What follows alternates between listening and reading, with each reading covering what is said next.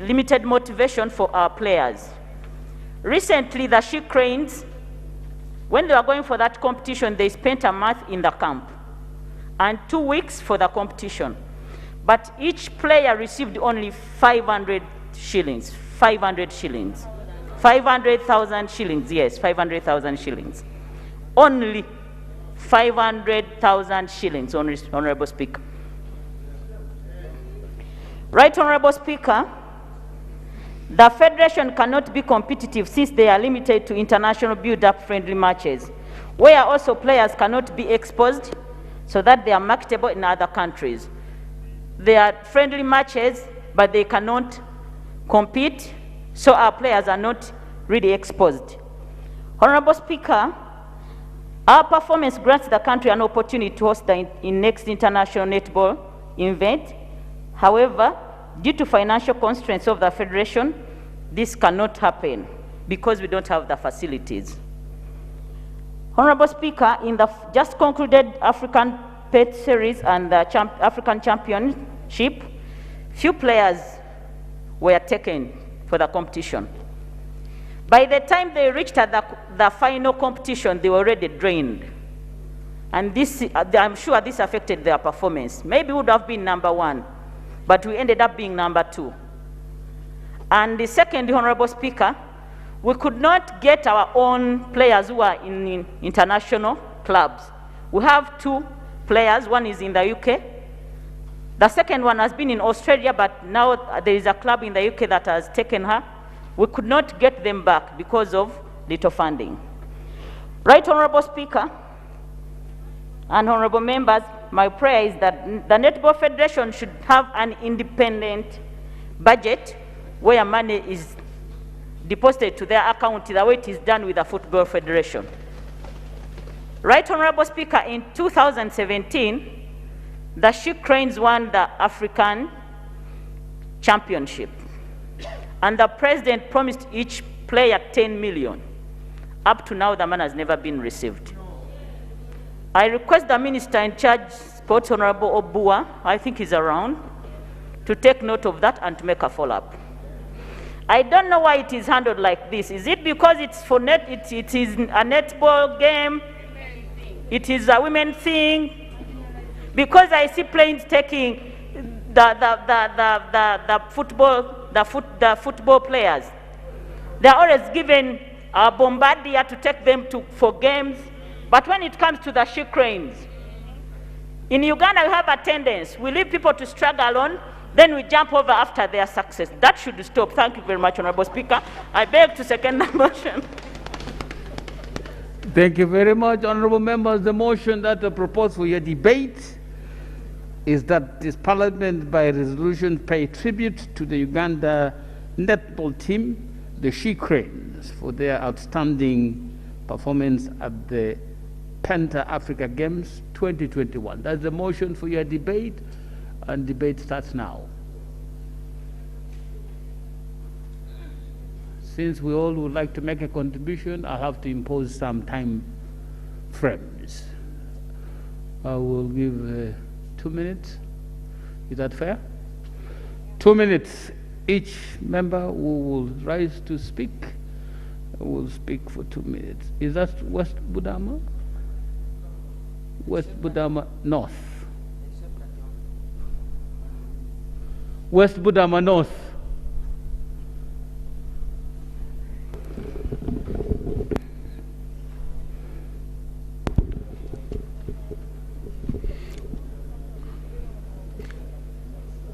Mr. Speaker, I want to thank you for this opportunity.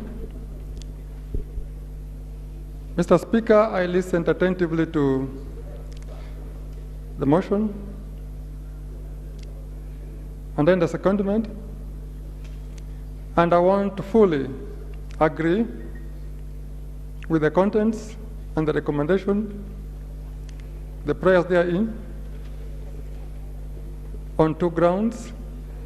One is that sports, as we all know, is a unifying factor.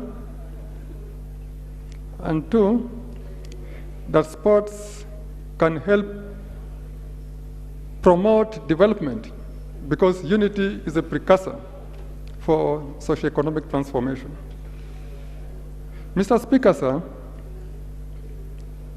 as far as unity is concerned, in sports, we find ourselves different colors, as somebody one time sang, but one people. In that way, in this case where Uganda is moving forward towards socio-economic transformation, it is important, therefore, that we embrace sports, support it fully, and at the end of it all, we should be able to achieve the social status we are looking for.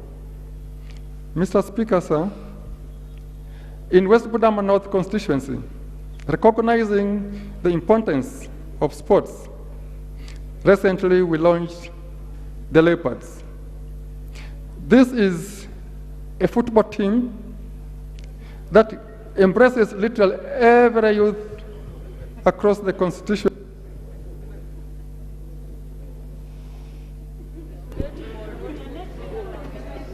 I do appreciate we are talking about netball, but I'm applying it to football because football is actually part and. Thank you. Honorable Sibambi. Thank you very much, Honorable Speaker. I do associate myself with the mover of the motion. Sports is a very important component in the development of the country. I'm talking passionately as a father of a two-time Olympian. As I speak, some federations are not even sponsored at all by government. Completely. To mold an Olympian, it is here a lot of sacrifice. As we talk, I had the opportunity to talk to the previous executive of Netball because they are doing wonders. Most of the media do criticize officials who accompany these teams, but actually it's the officials who are sponsoring the sportsmen and women on the team because they're passionately concerned and get connection with the people involved in sports, especially the young talent. You cannot talk of talent without nurturing it, without training. As the mover said, there are no coaches. You have to get foreign coaches who are funded by parents or officials. So it's my humble prayer and request to the Minister of Sports. Don't just look at sports as games. Rita is saying playing. No. First of all, it's an industry. If you look at boxing, for example, Naguru used to be a boxing house, and Uganda was ranked almost number 3 in the entire world, Cuba and the US. What is happening now with the boxing? Thank you very much. Can I have, yes, Honorable? Right, Honorable Speaker. I'm Geoffrey Kayemba Solo, the Senior Alternative Minister of Sports, which my brother will at times consider as a shadow. I'm a senior alternative. I congratulate. What is that title again? Shadow Minister for Sports.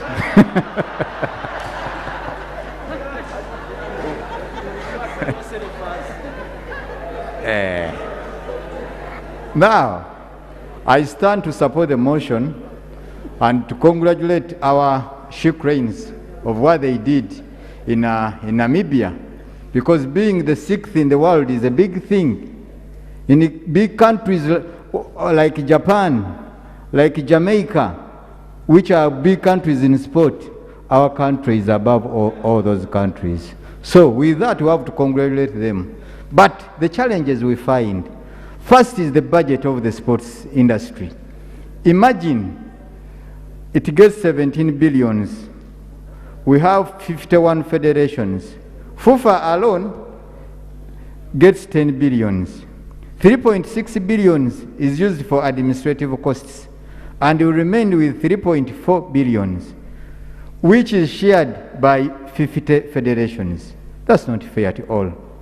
We have lost many people who would have been big sports people because of motivation. So my prayers is, let us pay the coaches that have done these things, that have done wonders to these people. Let us motivate the players. I saw when people won gold medals from the Olympics, President Museveni gave them cars and some money. Why doesn't he do as the minister? Eh? Thank as you. the minister. No. If you wanted to speak as a minister, you would have waited at the end. Rakai, Arua, then I come back this side. Thank you so much, Right Honorable Speaker. First of all, I want to congratulate our players and the entire team for raising our flag as a country, and women at large, and the young girls out there are so proud of you. Thank you so much. Right Honorable Speaker, I rise on an issue of funding. You really wonder why there is a big discrepancy between the 10 billion that is given to the Football Federation and 120M that is given per year that has never been released. I think the minister responsible should give an answer to us, and also a commitment of earmarking 10 billion to the Girls Netball Federation, because they are equally taxpayers. Our parents pay tax, whether you're a man or a woman, we all pay tax. So you wonder, when time to benefit from our hard work comes, we are the ones discriminated and taken back. I am very sure that the Ukrainians could have done better than this many years, but we are not funded well, like the mover of the motion has indicated. Two, people in Rakai that watch us and watch football and netball on TV do not know what is happening, and they think it is just like a luxury because there is no decentralization of sports in this country. Thirdly, when you look at private schools that take in our majority of primary students, all of them do not have football and netball playgrounds. I think the Minister of Sports, you should make this a priority, that every primary school, whether private or government, should have these playgrounds so that we nurture the talent. I think I already picture Arua.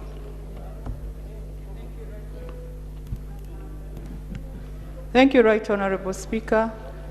I want to congratulate the Civics. I want to add my voice on the mover on the issue of financing games and sports. Right Honorable Speaker, in West Nile, we have a number of talents, but our local games often stop and end in West Nile because we cannot afford to compete within Uganda at national games, because we cannot afford to transport our people from West Nile or from Arua. So our competitions end there, the best talents end within there.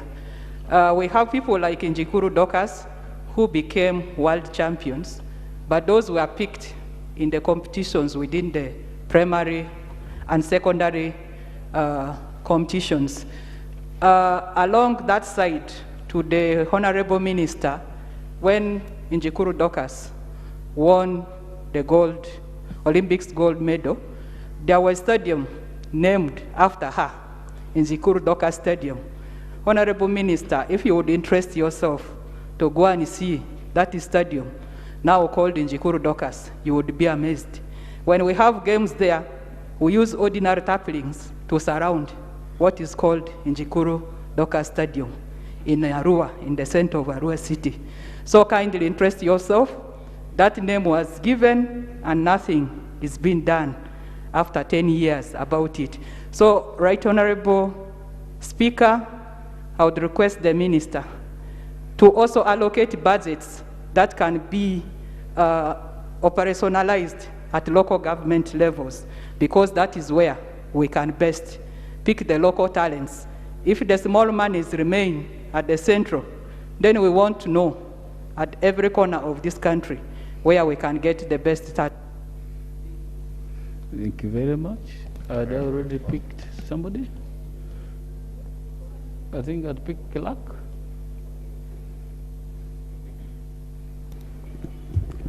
Right Honourable Speaker, allow me to second the move of the motion and thank her for bringing this very important motion. Right Honourable Speaker. Are you seconding the move of the motion or the motion? Oh! I second the motion and I thank the mover of the motion. I think that's right. Honourable Speaker, most of the time, we don't mind to fund the budget of sport. When we have a ministry which is called Education and Sport. And to make even matters worse, when the second of the motion talked about 10 million Uganda shilling per player that was promised, and I'm surprised. I used to think that the minister in charge of education and sport is very close to the big man, that can always remind that there is a promise which is very important.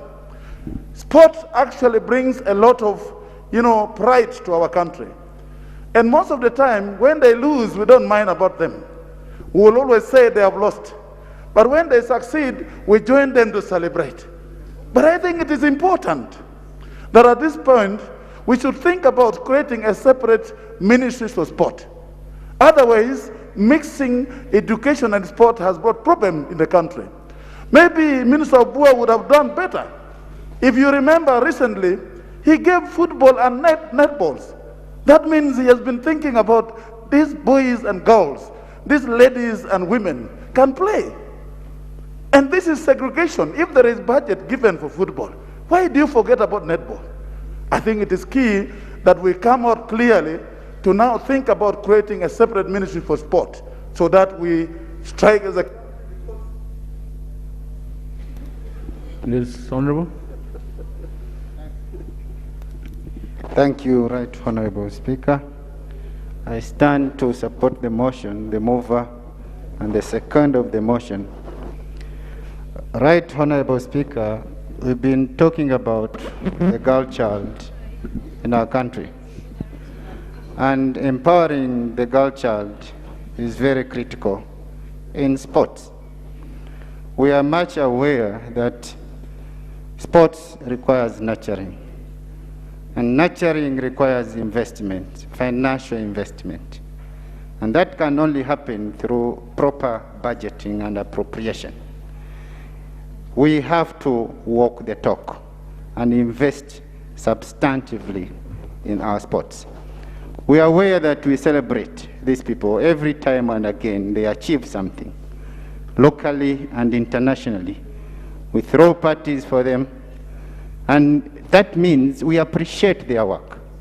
I think it will be very meaningful if we are part and parcel of their growth patterns and then celebrate with them at the end of their careers. Right Honourable Speaker, I support proper budgeting for our sports activities. The girl child has to be empowered in terms of growing in our sports. The girl child has to be supported for growth of sports in our country. Submit, Right Honourable Speaker. Thank you very much. Can I have Marara? And then I go to... Thank you very much, Right Honourable Speaker. I rise to second the motion and to add my voice to congratulate the She Cranes for the triumph that they have brought to us, Uganda. I applaud them because not only do they stay fit, but they are a mechanism in which Uganda is publicized and we get tourism growing high. But also they are an example to promoting health and sports as we continue to get troubled with non-communicable diseases. I think months ago we were here appealing to government to include free services for non-communicable diseases. But sports is one of those ways we can prevent.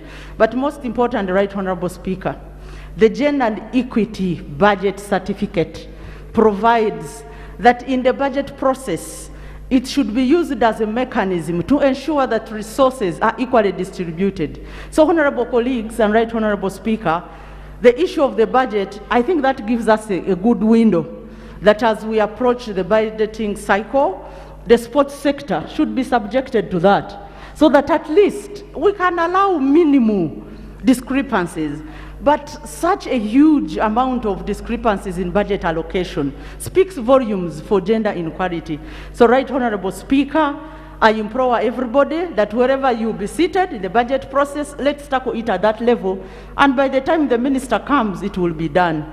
As I conclude the She Cranes, thank you so much, and I add my voice to applaud you. Thank you. Thank you very much. Honorable members will try and move and cover all of us who would like to speak. For now, let me start from Dr. Bwanika, Terego, Bulamoji, Nyabusosi. Thank you, Mr. Speaker. I stand to second the mover. I stand to second the motion. Honorable Speaker, allow me to associate with our team that has done us proud. They have branded this nation and they have put us on the international map. Right Honorable Speaker, with our meager resources, we might not be able to fund fully every part of sports in this country. But we can invest heavily in those areas of sports where Uganda has distinguished itself. And one of it is netball. We can fund those areas where people have already invested and have shown that we have capacity. Netball, football, boxing, marathon. If we do that, we will be able to build the sports sector of this country. I want to ask through you, Mr. Speaker, that the Minister of Sports be compelled to bring to this House the comprehensive plan on sports, on development of sports in this country, so that we can inform ourselves in terms of investment, we can inform ourselves in terms of the infrastructure that we need as a country. And lastly, through you again, Mr. Speaker, the President made a pledge to the netball team. And I know. Thank you, Honorable Speaker. For record purpose, Rose Obiga, woman in Terego.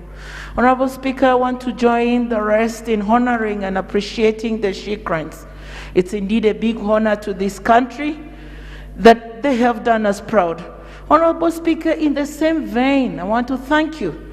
The recent balls and netballs we received were from your docket. This is in good gesture to develop the talent in the rural areas we come from. This good gesture has not been seen in the office of the Minister for Sports. I don't know whether in his net, as a fisherman, he's about to bring an empty net. It's a serious business. We expect seriousness from the time go. Mr. Speaker, sir, Peace Proskovia is right from my village. I remember when she was in the university, she was given a scholarship for excellent performance, but it was without accommodation. And I was sharing the same room with her in the university. But thank God, just because of talent, she is now living in the UK. How many, if we deliberately put emphasis and supported, especially through the office of the Minister of Sport? To me, I think we should do more than this. The She Cranes, if at all we're to talk about the 30% for equality or for equity, honestly, it cannot be 120 million. Let's come out of our comfort zones and support these young ladies so that we bring down the rate of youth who are able to do something useful for this country. Thank you so much, Shikrens. I am so proud of you. Thank you. Yes, the move of the motion introduced a new name for the team, Giant of Giants. You could use that as well instead of Shikrin all the time. Thank you very much, Right Honorable Speaker. I want to join my colleagues to appreciate the Shikrins, specifically the netball team, for marketing Uganda, because, Right Honorable Speaker, these days I'm informing the world that we are now the giant of giants in Africa as far as netball is concerned. The second best in Africa and the sixth in the whole world. Colleagues, this is a very serious achievement. We have so many ways of marketing our country, but strategically, sports has given us a very big achievement in this world. Right Honorable Speaker, I am new in this parliament, but previously I've been watching members of parliament debating sports in this very parliament. Resolutions have been made. Can we increase the budget? I want to appeal to government, because even what we have achieved, government has invested in some money and some funds, but it's not enough. Can we track the Minister for Sports? Which preparations do you have, since we are now coming from the pandemic? How are we going to recover completely? Because this COVID-19 even hit sports sector. Which plans do you have that we should now completely recover from the pandemic and achieve more? Because, Right Honorable Speaker, sports, me as a youth, it has helped so many youths. It's like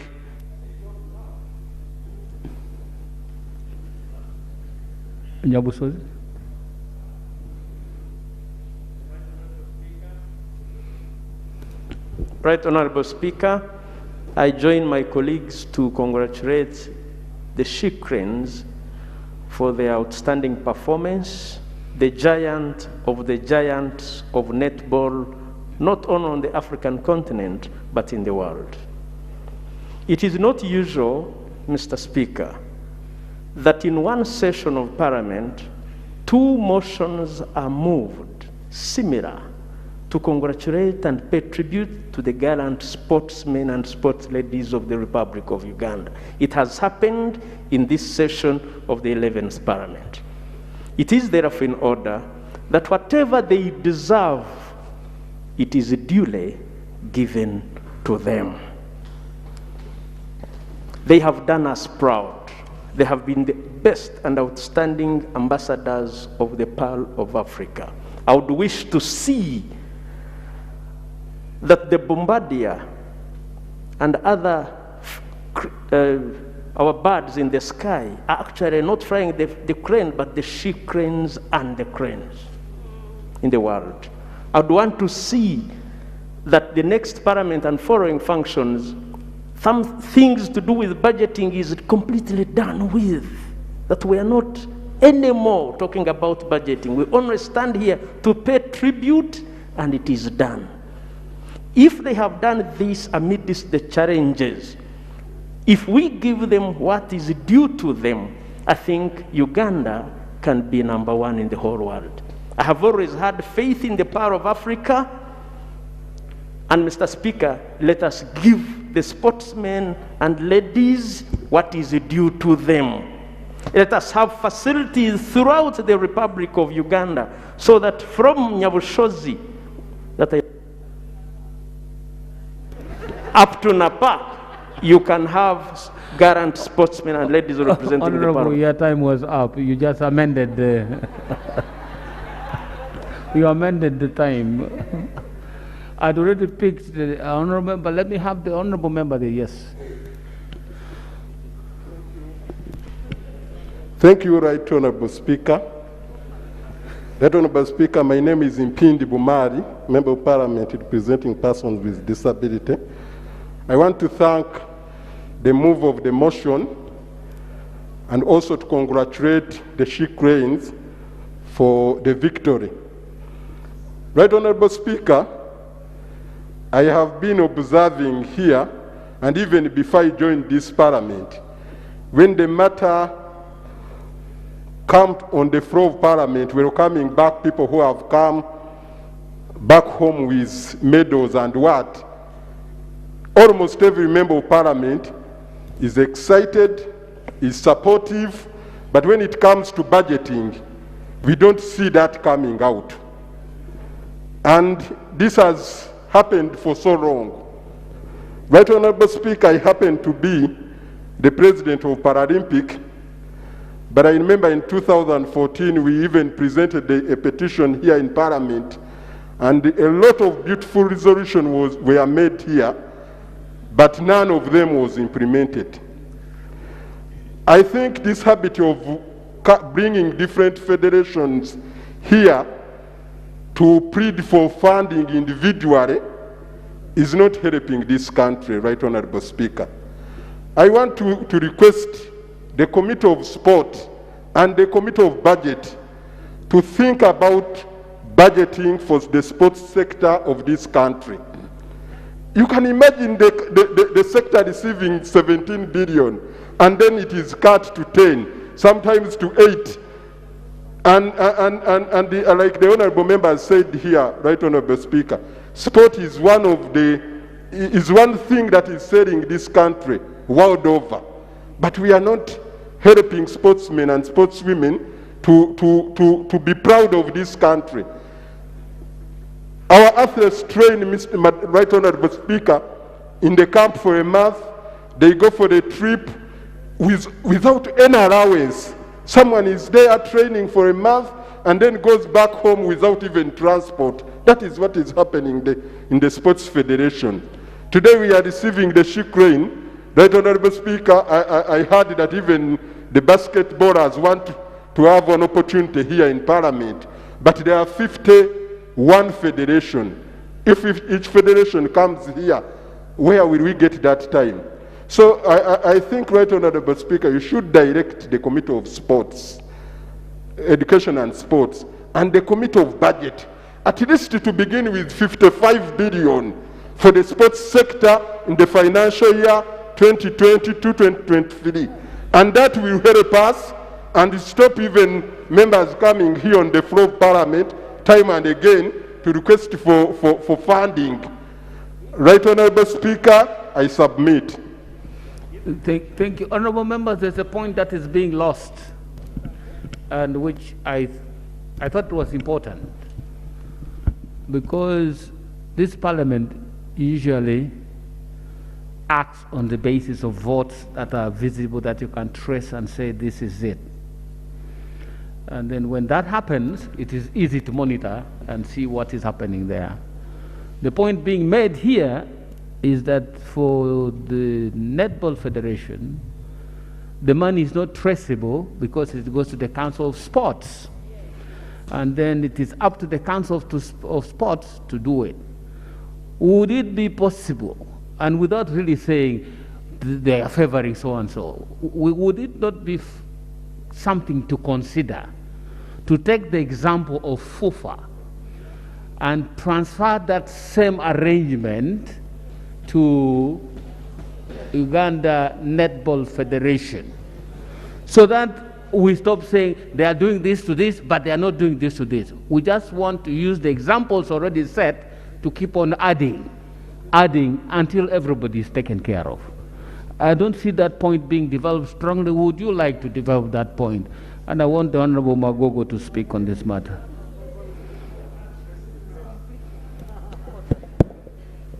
Right Honorable Speaker, this Parliament has the advantage of having somebody who goes to the kitchen to cook. I would like to, first of all, clear some information. Netball is a sport for men and women. people may not be aware. And we have a national team for the women and a national team for the men. Football is a sport for men and women. We have a national team for women, football, and for men. I just wanted to put that information clear such that we don't make the comparison. Secondly, whereas it is true that there is an appropriation of 10 billion shillings to the sport of football, not on any occasion has it even been achieved because of sometimes the separations and the cuts that come. Thirdly, FUFA does not have a vote. That money goes to the National Council of Sports. So it's not true that we have a vote and we receive money. That money goes to the National Council of Sports, but it is ring-fenced. I would like to advise that considering the performance of Netball, what they have done, our sisters, the pride they have brought us, a similar arrangement is done for their federation, where ring fencing is done, and there is an improvement in how much they are receiving. It is also true that there are other federations that are also doing well. As we speak today, Right Honorable Speaker, the basketball team has failed to participate in the qualifiers for the World Cup, over 300 million Uganda shillings. So whether we are going to come back here and we might be missing that opportunity because they are not going even to go into the qualifiers. I therefore call upon the members and the House that it is very important. Let us not look at the 10 billion. Football has 9 national football teams, and the girls are the champions of Sekafa, Kosafa, and they are going to the World Cup in the next one match if they beat it. So, is there a ceiling that sport must get only 17 billion? Can't we get 100 billion? Is it impossible? Such that every federation, every sport, every Ugandan, we are talking about 70% of the population of this country being youth.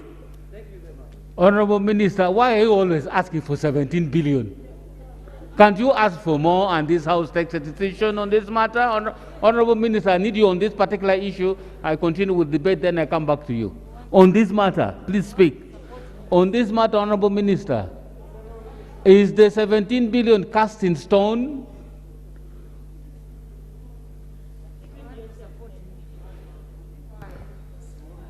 Thank you so much, Right Honorable Speaker and members, for the question of clarification you have asked.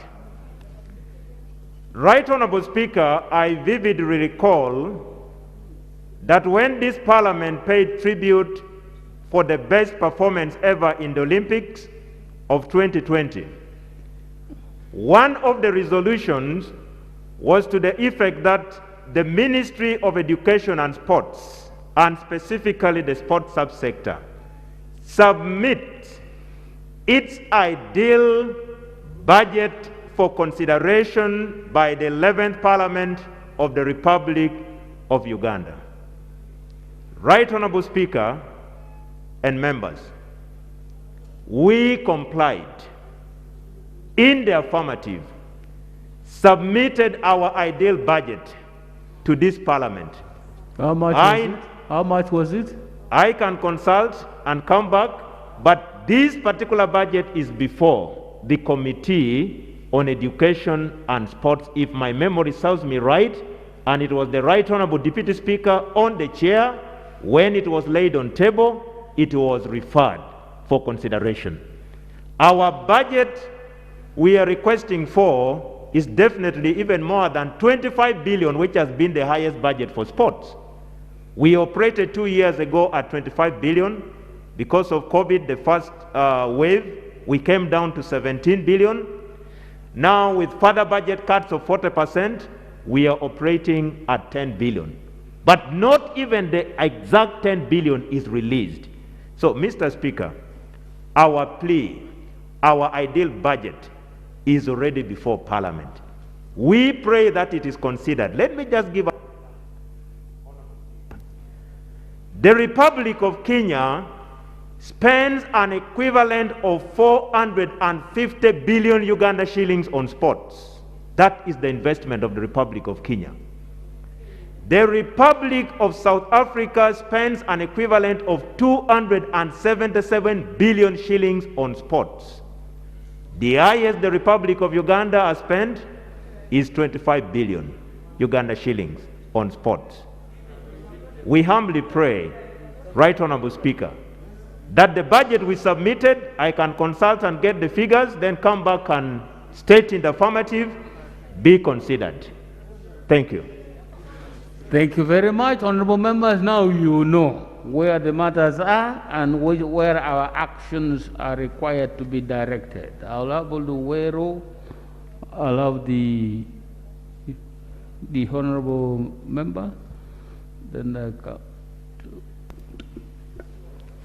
thank you, Mr. Speaker. Was I starting with? You? Rubaga North. No, I said Luwero. Rubaga North. Then Rubaga. So Luwero first.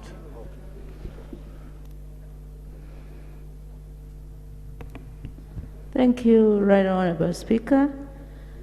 First of all, I want to second the motion and also congratulate the Shikrens on that achievement. Right Honorable Speaker, I tend to think that usually the sports where we have women are not well considered or well funded, because usually at the table where they determine funding, you have more men. Now, in regards to the guidance by the FUFA president, I want to support the idea of ring fencing budget for each and every sport. Right Honorable Speaker, I played rugby ball while I was at university, and they're also good contenders. But usually you never see them here because they're not well funded. The idea of ring fencing funding should go to each and every sport. We should not say those that are actually bringing in medals or trophies, but we should stick to promoting, because you never know. You know, in universities, we have students who are on scholarships, sports scholarships, but when they come at the national level, because there's lack of funding, they stop there. We kill dreams if we don't insist on ring fencing each funding for each and every game or sport. So I want to propose that in the next budget or appropriation, the minister should come with a clear budget for each and every sport, so that we can approve and be able to change amounts. Thank you. Rubaga. Thank you, Mr. Speaker. For record purposes, I'm Kawalia Abubeka. Mr. Speaker, let me take this opportunity to congratulate our netball team, the Shikrens, for the great performance. Mr. Speaker, some of us who have passionately spent in sports feel like crying when we see our gallant sportswomen and men suffering. Mr. Speaker, sports in the Republic of Uganda has turned out to be a very great foreign exchange earning. We have seen some of our young brothers earning a lot from their different sports.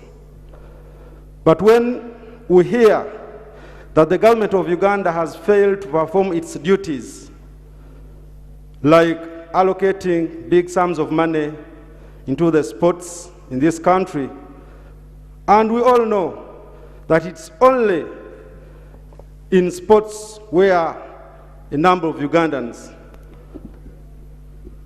have remained believing in their country. It is only in football, netball, boxing, where someone talks about sports and all Ugandans feel they belong to this country. Mr. Speaker, we have seen the President of Uganda decorating officers who have done nothing to this country.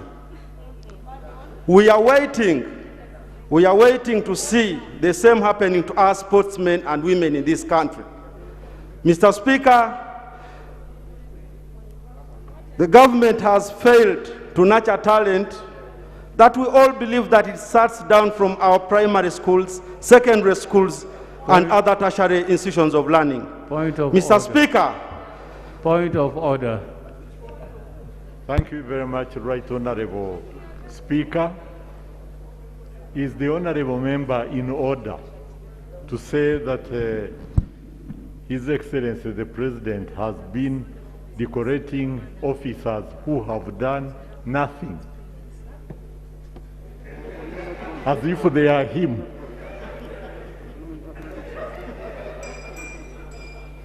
So what do I do with that? Please guide me. Where is the violation? I'm saying officers who get decorated for great performance they have made for this country.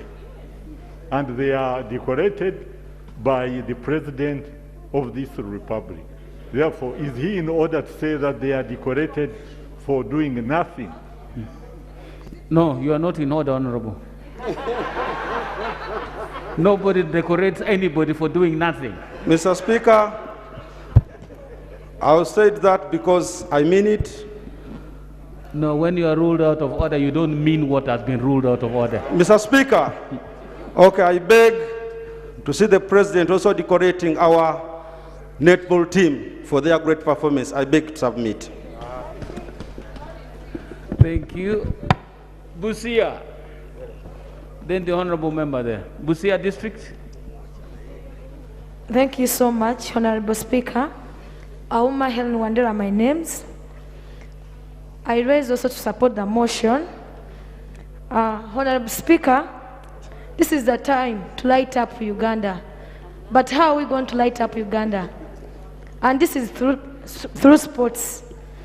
I'll talk about the issue of motivation. To my own understanding, I think we should look for the female role models and the male role models to motivate this young generation who are engaging themselves into sports. It's got to motivate them. At least when we can get one day, then they come and talk to them in a gathering. They can get motivated. And that's how some of us also got motivated in different sports categories. Secondly, I'll talk about budgeting. Let the budgeting be balanced. Let's not have equity and equality into sports. Let us balance, and this it's going to help us to develop our country. Then finally, I'm going to talk about economic constraint. I think the government should work upon this to help our young girls who come from poor families to develop in their sports career. Thank you so much. Yes, Honorable.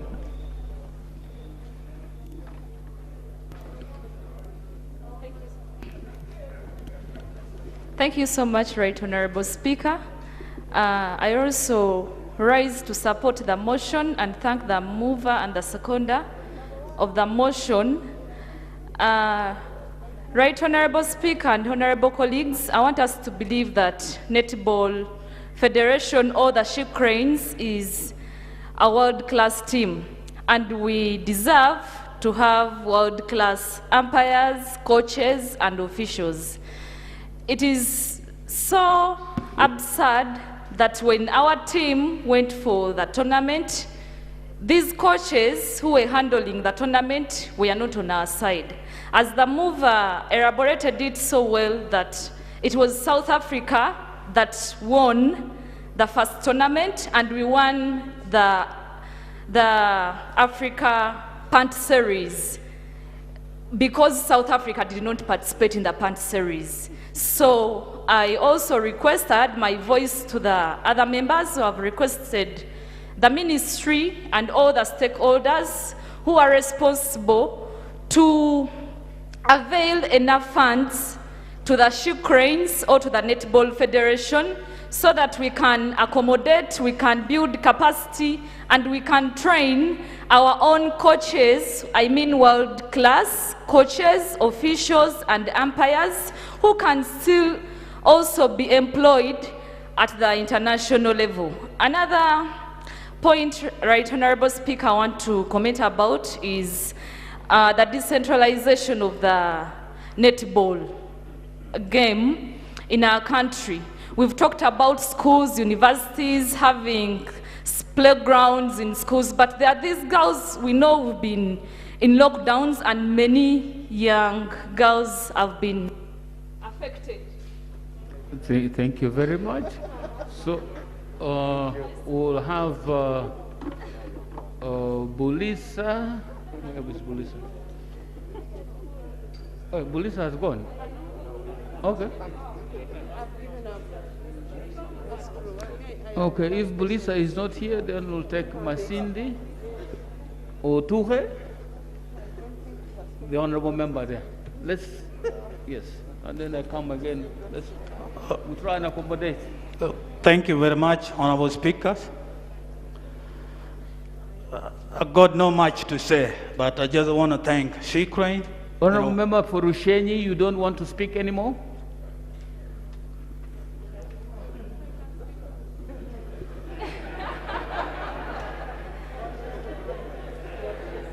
Yes, please. Yes, thank you very much, honorable speaker.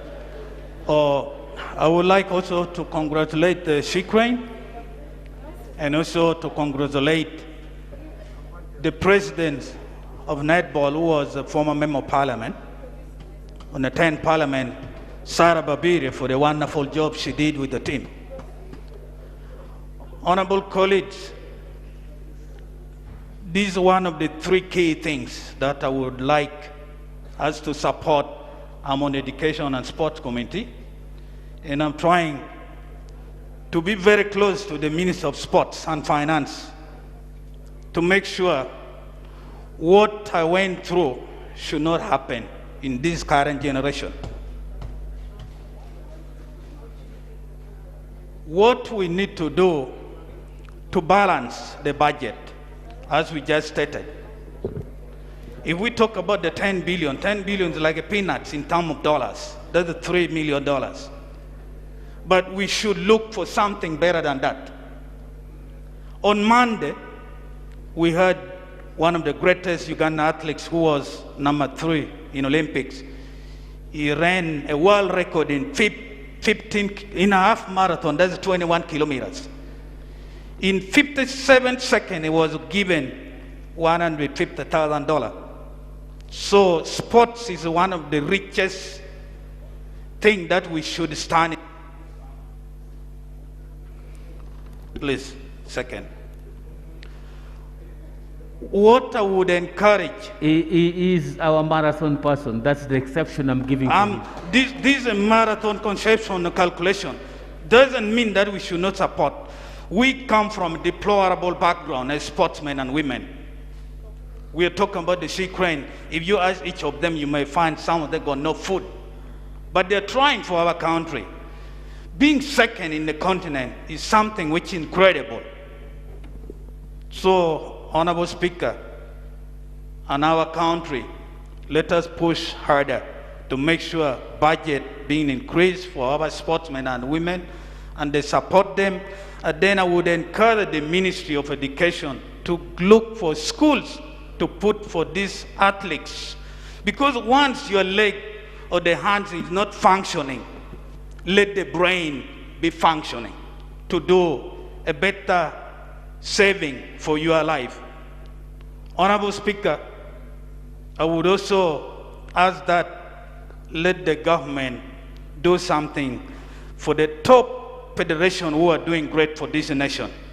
For example, Shikrane, they came from out of nowhere. Now if you go anywhere in a part of the world, they want to know which location is Uganda.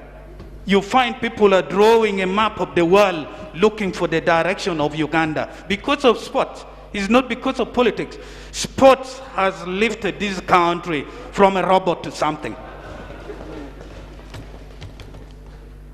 Thank you for this moment. I got no much to say. Thank you. Thank you very much. I'll have Rushenyi, the honorable member there, the honorable lady. Rushenyi. Thank you so much, Mr. Speaker. At least I've caught your eye. and I'm sorry I had gone out in protest. But I appreciate that you saw me. And because you're already on my list. Thank you so much, Mr. Speaker, and I'm sorry for being impatient. Mr. Speaker, I would like to also thank the mover of the motion and also appreciate the She-Crane for giving us this name that we are now talking about and proud of. Mr. Speaker, I appreciate that the minister had already brought in the request for the addition of the funds that we are all talking about, that they need to increase on the budget. But Mr. Speaker, I also urge him, the minister, that in that budget, much as we are talking of ring-fencing, look at how it is also used, whatever little. The example is some money is normally given to build the sports from down the primary schools. But I want to tell you that when the primary schools are in competition, they are always either on members of parliament or in some people soliciting for money, and yet they budget for that, that activity. But at times the money is spent somewhere. You put your eye properly. What I'm talking, I have witnessed it. The money does not go to those primary schools for the sports, and yet you are building sports from down. There is a problem. Even, I don't know on the other federations, but even that money, if it is well used for everyone to benefit, then maybe we'll move a step forward. I thank you. I support the motion. Honorable. Thank you, Right Honorable Speaker. For record, I am Salongo Kakembo Mikaili Mbwatekamwa. I represent Entebbe Municipality. I want to add my voice to thank these gallant ladies of this country, the She-Cranes, for a wonderful job. I want to support this motion, Right Honorable Speaker, as a great sportsman of this country. My colleagues have talked about ring fencing, some of the money for the federations, but I think we need to do a little more than this. Many times we have seen great sportsmen in this house, and many of them have been invited to State House for dinner with the President because of what they have done in the field of sports. But I feel we need to do a little more, Right Honorable Speaker. The Constitution that where the National Council of Sports get the mandate is over 40 years old right now. It came into existence in 1964, and many things have changed. When you look at this act, you may find that the Minister of Education and Sports has so much power over National Council of Sports. For example, he appoints over 4-5 people to be represented by the Minister on the National Council of Sports. And many of these federations are not represented at the National Council of Sports. Really, most of them are fighting on their own. They don't even know what is happening in the National Council of Sports. I feel this is the time now. We need to amend the Act of 1964, where National Council of Sports gets this mandate doing its work here. We feel a lot of things must be done. If you are going to develop sports, we need a comprehensive strategy. Thank you. Thank you so much, Right Honorable. Thank you so much, Right Honorable Speaker. Motion? You had given me Speaker just after him, before the motion. I beg Honorable Speaker. It's a point of motion. It's an interruption of the debate. Thank you, Speaker.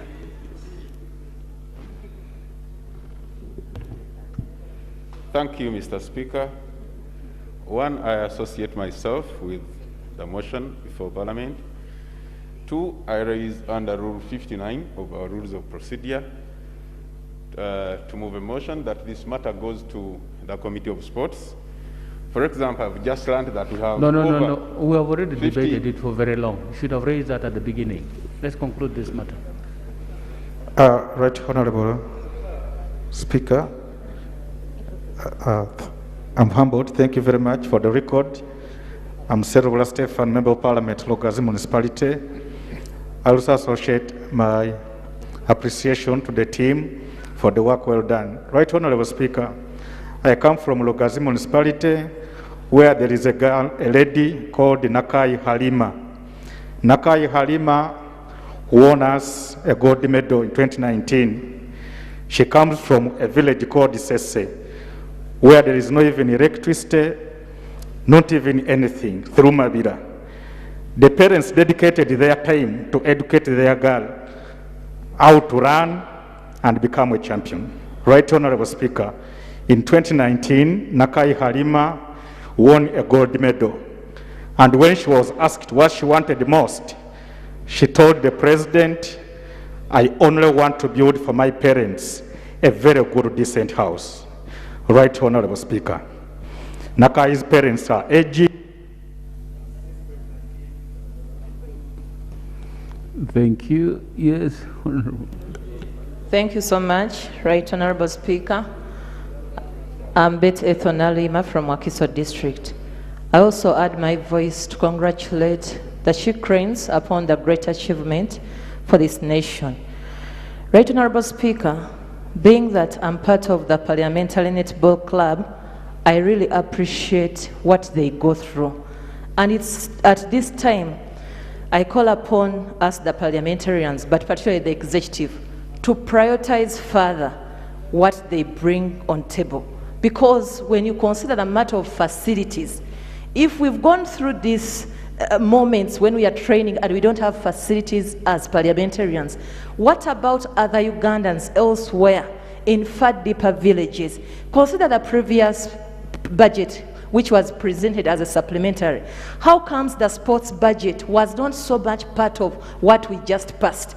At this moment when schools are about to open, for example, in Wakiso we have Nambole facility. It is used it's used by over 8 districts, and it's an international football field of embracing all games in the country. What is its state now? Shall we continue hosting international games at other stadia? So it's high time the executive prioritized what it brings to the legislature. At this moment, we are expecting that nothing more should be brought to this parliament as supplementary minus the sports budget. And finally, I also add my voice to ask Parliament to ask the executive to see that we separate the ministries. If every time we come here and pay tribute to many performing sports, but you find that no one is that, okay, I beg your pardon and I withdraw that, you find that that priority to see that. Thank you. I'll come this side. I'll have member for Rubanda, Kanungu, Bunyole, East. In that order. Thank you very much, Right Honorable Speaker. I want to thank the mover of the motion, and I want to congratulate the Ukrainians for coming home victorious. Right Honorable Speaker, we heard from our president of FUFA, where he said that in football, they ring-fenced 10 billion. That means that whether 12 billion is sent to the ministry, 10 billion is strictly for FUFA.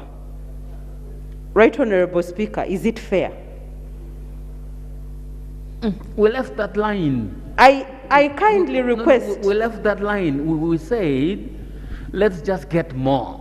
What is already there is not even being received in full. So let us just get more instead of using that as. Right Honorable Speaker, thank you so much for that guidance and that encouragement that we need to stand for these games. But I want to request the ministry that even when they are coming with their budgets, even when they are coming with a budget of both of the Ministry of Education, at least sports is given priority.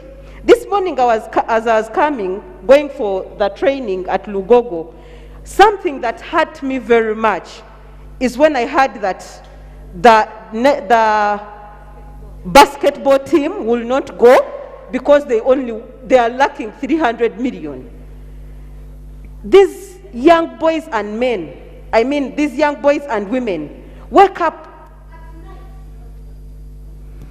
Kanungu. Thank you, Right Honorable Speaker. For record purpose, I'm Patience Nkunda, Kanungu District Woman Representative. I want to first congratulate the She Crane for keeping the candle burning for Uganda. Right Honorable Speaker, we all know sports has capacity to change lives, ability to push gender balance. It teaches young girls and women resilience, teamwork, and confidence.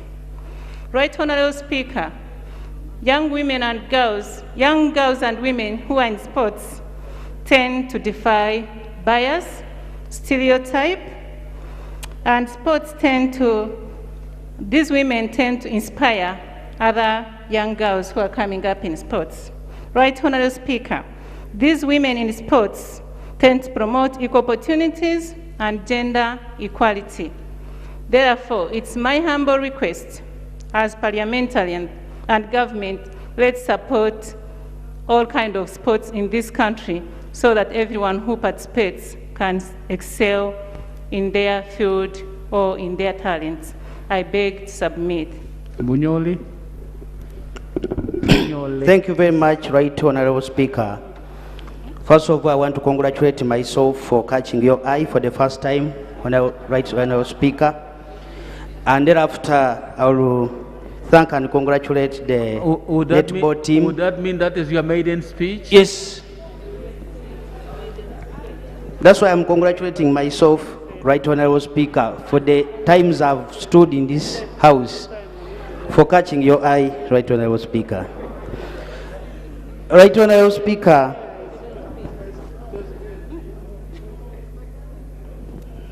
Right Honorable Speaker, we have talked a lot about supporting netball in this country, but let's walk the talk. How many of us here do support netball clubs in their respective areas? Very few of us. Right now, Right Honorable Speaker, you may find that people are organizing football tournaments in their respective constituencies, but you never hear of anyone organizing netball tournament. Right Honorable Speaker, I implore my colleagues that much as we are blaming government for not supporting netball in this country, we also have to do something. I want to congratulate my sister, Kadondi Farida, one of the players. She's from Butareja Global Netball Club, where I'm the patron. She's one of the players, and I have to congratulate her. And I want to thank Honorable Kitio Sara, who is doing a great work. 5 days ago, I received information from the manager of our netball club, telling me that she had gone to Butareja and she was employing and encouraging girls to participate in Maiden speech. Right Honorable Speaker, I'm saying that in a very special way, we should thank Honorable Kitty Osara for the work that she's doing, and we should also appeal to our girls to participate in netball so that tomorrow there may be another Kadondi. I don't know whether my sister Kadondi is up there for recognition, so that you know that in Butareja we produce very good netballers. Thank you very much, Right Honorable Speaker. Thank you, Council. I'll now finish from this side, then we see how we need to roll this up. Yes. Is that Namisindwa? Yes. Let me have Namisinda, then but Bulisa, the bus left the station because at the time I wanted you to speak, you were not here. Okay. Thank you very much, Right Honorable Speaker. I am not going to be like my brother Mutembule, but the fact is it's also my maiden speech, and I want to say thank you for catching the Speaker's eye. Right Honorable Speaker, I'm going to comment on two things. One is the number of the players that are normally picked to go and participate. Right Honorable Speaker, I've played netball for my entire life. Even today, I am the captain of the parliamentary netball team. Right Honorable Speaker, you need 14 players and you need substitutes, so that in case of any injury, you have a player to replace. It's so unfortunate that whenever She Cranes is traveling, they are so limited with the number of players that they go with. And this makes them to overwork themselves and reduces on their performance. I want to appeal to those who are responsible. We know that the funding is small, but there are ways that we can reduce on the accompanying team and you increase on the number of players, so that these people are given extra players to travel with so that they can perform better. Secondly, Right Honorable Speaker, it's on the issue of allowances. These girls play netball as a source of income. Now you take them for 1 month. Thank you very much, Right Honorable Speaker. No, not Maiden speech, captain. Thank you, Right Honorable Of the parliamentary netball team. I'm humbled. Right Honorable Speaker, you cannot take a player for 1 month, 4 weeks, out of home, and when they return, you pay them 500,000. Right Honorable Speaker, you're a sports person yourself, and you know the needs of a sports person. 500,000 is a mockery to our gallant daughters. We need to change. Lastly, Right Honorable Speaker, if this parliament fails to achieve in increasing the budget on sports, then I think we will have failed forever. Why do I say so? In the chair is a boxer and a biker. And that is the Right Honorable Speaker. We have a FUFA president, and the deputy speaker of this house is closely affiliated and associated with the FUFA president. Right Honorable Speaker, Should I put a question to that? Right Honorable Speaker, the Minister for Sports, for the first time, is a footballer himself. And this parliament is full of sportsmen and women. So, Right Honorable Speaker, the chair budget plays football. The lope here, no, not the lope. But Right Honorable Speaker, we have all it takes for... I'm just being informed that the government chief whip plays wrestling, so, but and golf, but wrestling is not one of those sports that is still. Honourable members, shouldn't we prepare to close? We have given this debate quite, yes, Bulisa, then I'll have a Whopper, then I have the honourable members. You can see how much time we have taken on this. Can I have Bulisa? Thank you very much, Right Honourable Speaker, for the opportunity. And I stand here to support the motion to pay tribute to the giant of giants, the She Cranes, for the outstanding performance in the recent games. Honourable Speaker, I have 2 issues to raise in this regard. And I'm praying that the Ministry of Education and government may take a deliberate effort in identifying talent, and in this case, the netballers. It's not about only going to schools, but we need to identify talents even from our communities. Honourable Speaker, 2 years ago, I organized a tournament for netball. And when I went to the communities, I was surprised that we had very good netballers in those communities who are not school going, but these are girls who are in communities who stopped somewhere, but they were able to compete favorably with those who are in higher schools. Two, Right Honorable Speaker, we've got a very big challenge in this country that there are very few trainers for netball. So if we have to improve on this sport, we need the concerned authorities to make sure that we bring on board many trainers in netball, that our girls out there can be able to get fully involved and participate in this sport. Madam Speaker, Honorable Speaker, I want to thank you so much, and I insist, as the rest have said, that if we have to see any... Thank you, Right Honorable Speaker. Right Honorable Speaker, I join colleagues to second the motion and to say it's very unfortunate that we always gather here to pay tribute to our gallant sons and daughters that excel in different fields. We are here talking about the athletes. We raised the same issue about the little money being ring-fenced for FUFA.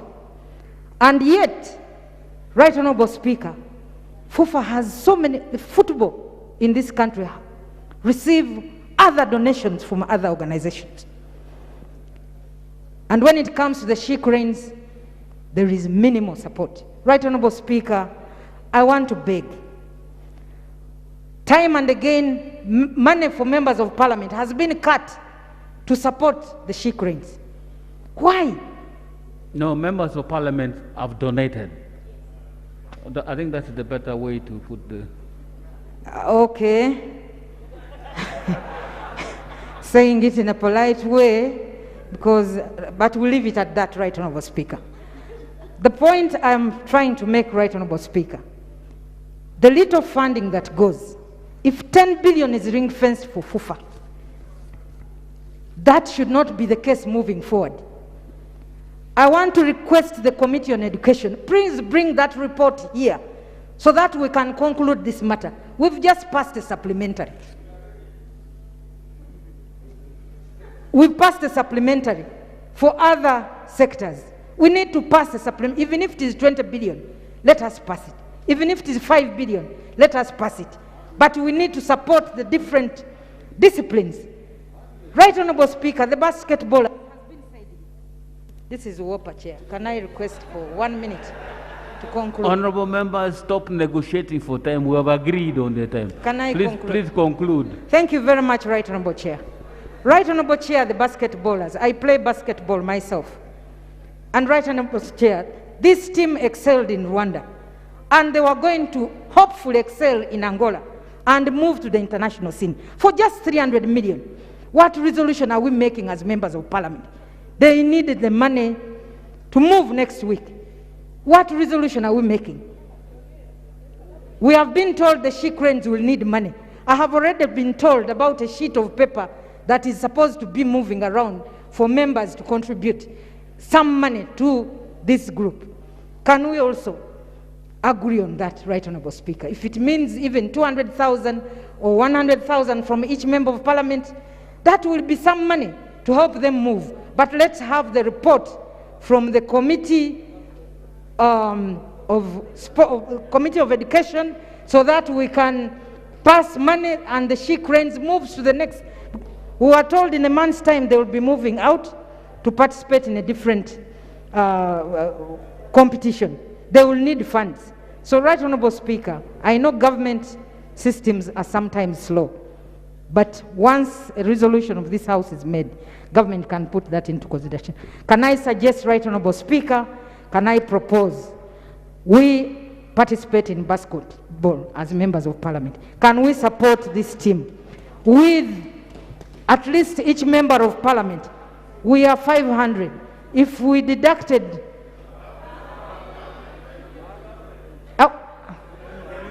if we donated each 100,000, how much would that be?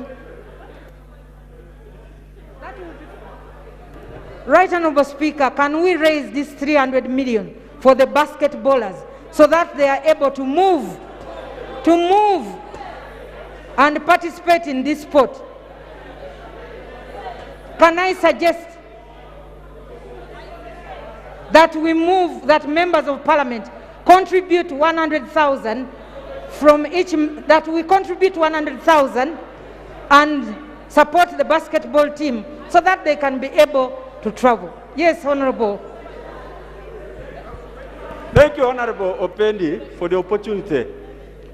Colleagues, what the Honorable colleague is talking about is very, very serious, and I know that, and I want to acknowledge it. But let me give this information. Recently, when we passed a supplementary budget, there was a provision to cater for a company's bill of around 3 billion.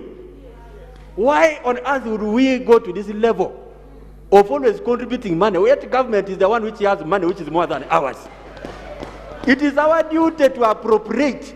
If we need a way of moving forward, can we organize and say, government release money to this team?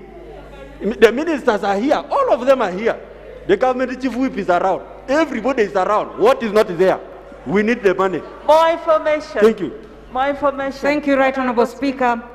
Right Honourable Speaker, on that note, we want to urge the government. 300 million is not a lot of money. It's not a lot of money. Can I propose, Right Honourable Speaker, that the Minister of Education and Sports, who is right here, finds money between now and next week and supports the basketball team so that they can be able to go and participate in this other sport, other than constraining the members of parliament.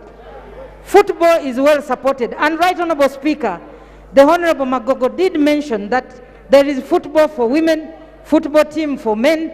I am sure if we went to this other football team, I hope, Honourable Magogo, there are no complaints that that other team is not being facilitated, and all the money is for the FUFA men, not FUFA women. I hope that will not be the complaint that we shall receive here.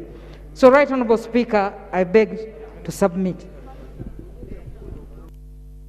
Members, we are trying to draw to a close, and we have given this debate sufficient time. Honourable members, please bear with me. We still have an order paper to complete, and I would prefer that if it were possible, we pause this here, we draw to a close, and then we move. We're going almost 2 hours, and that's a long enough time to have this debate because of the significance of what this sector is beginning to do for this country. So you bear with me, members. I think we have tried to listen to most of you who have contributed. I'll have the comment from the shadow minister has already spoken. So I wanted now, if there is a comment from the leader of the opposition, then I have the minister, and then we close this matter.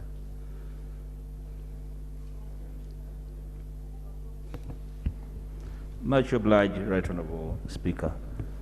I'd like to join the House in paying tribute to the nation's netball team for bringing honor to motherland at a time when gloom was atop our horizon. They returned a smile on our faces. We do congratulate them. The growing tribute from members and the airing of frustrations of sportsmen and women should provide the kind of awakening my very warm friend and brother, the Honourable Minister of Sports, to engage his next year.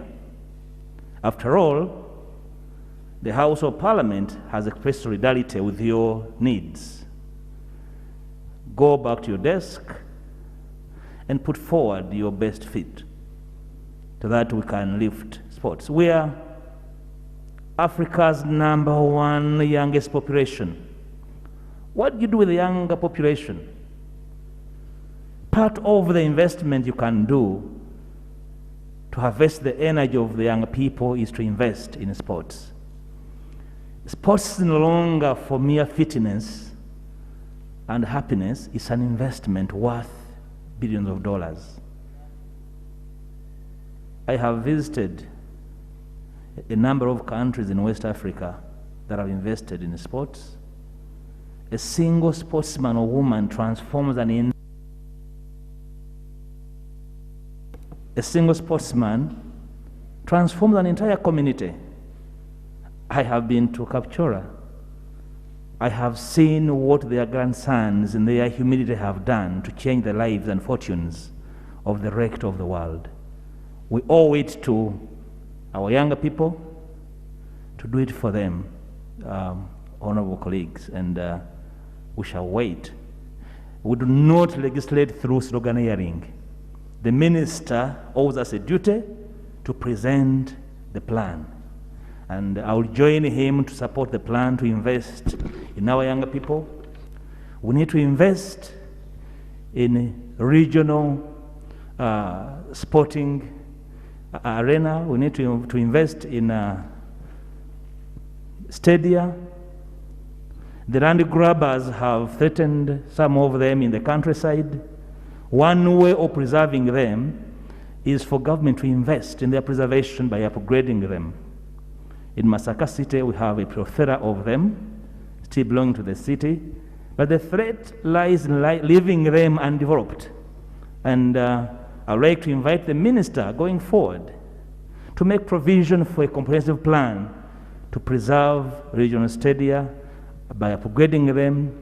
And there should either be sports arenas, not football pitches, to make provision for a number of sporting disciplines that we can harvest the vast talents of our young men and women. I thank you, Right Honourable Speaker. Honourable Minister.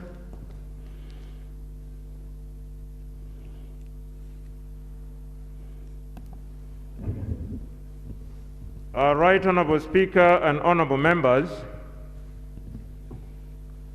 let me start by saluting Parliament of Uganda for always dedicating time to discuss one of Uganda's brand, one of Uganda's products, and this is the sports. Mr. Speaker and honourable members, I would want to quote the Right Honourable Jacob Olanya while addressing the youth leaders of northern Uganda. This is what he had to say, and I want to quote him. Hard times do not create heroes. It is during the hard times when the hero within us is revealed. End of quote. Right Honourable Speaker and honourable colleagues, the heroes we are seeing in the sports subsector is being created under such circumstances. We have presented our case. I was here when the Right Honourable Speaker called me. Right Honourable Speaker, for the record of Parliament, the humble, modern, and ideal budget that we submitted in the circumstances totals to 96 billion 179 million 142,180 shillings for consideration by Parliament of Uganda, and these proposals are already before Parliament of Uganda. Right Honourable Speaker, the second point I would want to emphasize is that despite these budget cuts and suppression, honourable colleagues, including these two tournaments where our ladies performed, was catered for by Government of Uganda through the National Council of Sports. In this particular championship, government through the National Council of Sports had to pay for full board accommodation for 19 days in Namibia from 29th of October until 17th of November. Secondly, government provided air tickets for the 27-member team. And most of them were players because they knew they were going for 2-in-1 tournament. And the humble out of pocket.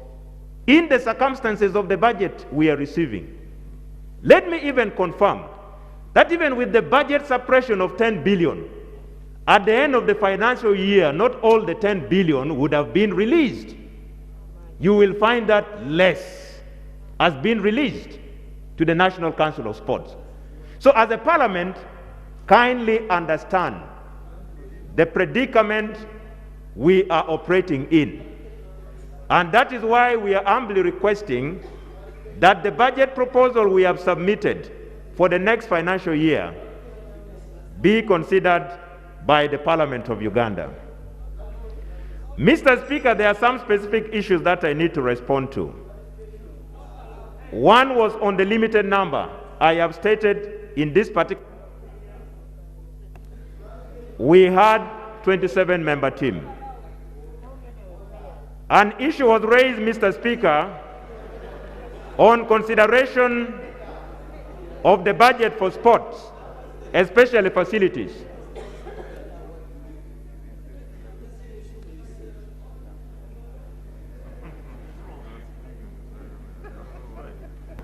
I are not allowed that point of order because I know the origin of it. It started from a point of... Honorable Minister, please proceed.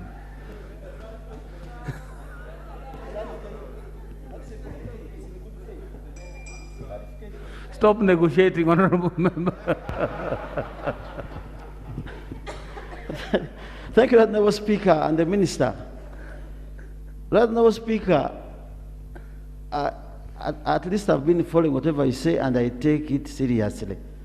Recently, when you came for the Children's Forum at Munyonyo, when we are opening the Children's Forum, you stopped us from lamenting.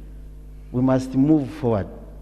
Now, the clarification I'm seeking from the Honourable Minister, is he aware that within his docket, he has the best tool to use to get money for sports other than waiting for budget cuts? This is what you have, and this is the clarification I'm seeking. Honourable Speaker, the only tool we have, and which other countries are using, to manage sports without fighting with the government to get budget, is that they use their act governing sports. Take an example, Honourable Speaker. In Ghana, it was a battle in Parliament why the national team will use the government money to go out for football.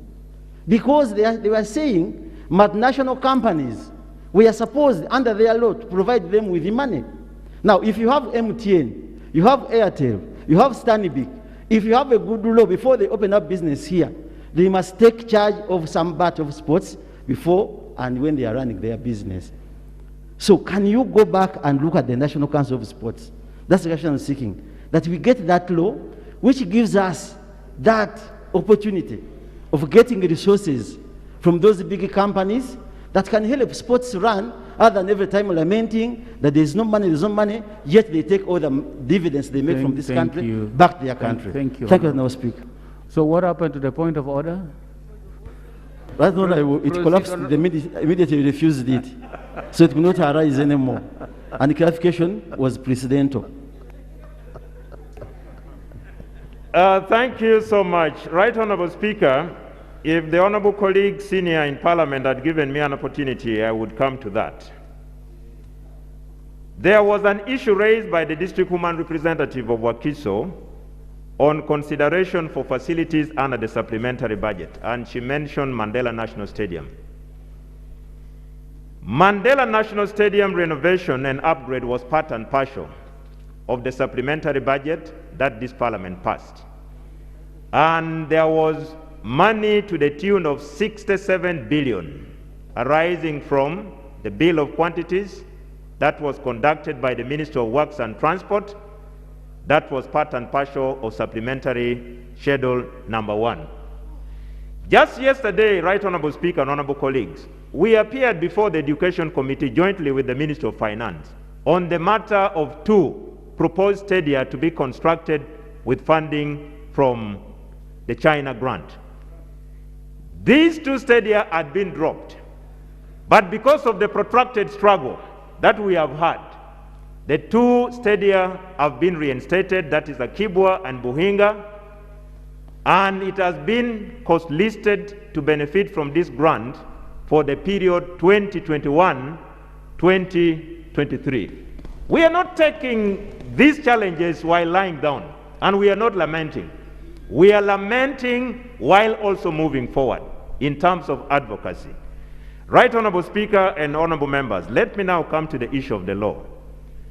Honorable Sewungu has always raised this, including yesterday, in the meeting of education and sports. And this is what I had to say.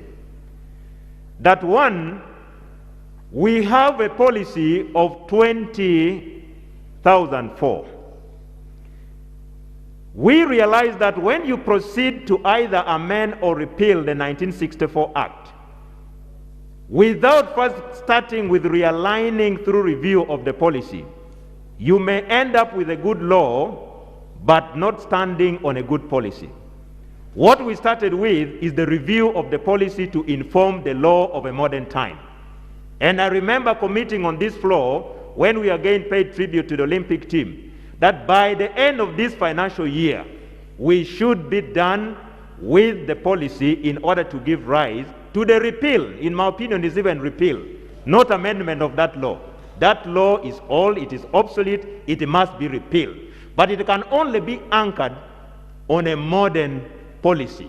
That is why we are seeking to start with the policy first. On the issue, Mr. Speaker, let me just correct this record of Parliament from Honorable Obiga, who stated that the balls did not come from the Minister of Education and Sports. I want to affirm that through the Honorable Speaker, that the Ministry of Education and Sports, under the leadership of the First Lady and the Minister, donated the 8,000 balls covering football and netball to Parliament of Uganda. And I announced it here. And you announced it. This is just to correct the record. And I want to just emphasize that even within the limited budget we have, I have been here, this is my year number 16. This is the first time that all members of Parliament are receiving such a donation. It is the first time in my 16 years consecutively in Parliament. Just correcting the record, my senior colleague. The issue of the Inzikuru Stadium, what we are working on, Right Honorable Speaker and honorable members, is what the President had stated, that his mission and vision is to construct 18 regional stadia in the 18 traditional regions of Uganda. And to kickstart the actualization of this dream, he started by putting those two, Akibwa in Lango sub-region, then Buhinga, that is Kabarole, that is the greater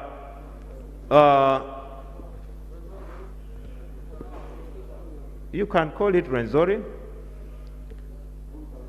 When we are done with those two, we shall be on reducing balance, Right Honorable Speaker. Now, I do not know whether the one of West Nile region will be named Docas Inzikuru. But West Nile definitely is one of the 18 traditional regions, and we have already started with these two. The promise of 10 million to she cranes, I am hardly 2 years at office. From the day I stepped in office, when the office was handed over, I beg to pray that if I am reminded in writing, I will be able to remind His Excellency the President about this promise. The issue of the house donated to the late Akibwa, Mr. Speaker, we followed this matter. It was even raised yesterday. Just today, I signed another reminder letter to the Ministry of Finance, Planning and Economic Development. Where we have reached is that this property was valued by the government chief valuer. What we are supposed to pay is the stamp duty. Now, my letter is requesting the Ministry of Finance, Planning and Economic Development to either pay or waive the stamp duty such that Uganda Land Commission can proceed to effect transfer into the names of the administrator of the late John Akibwa.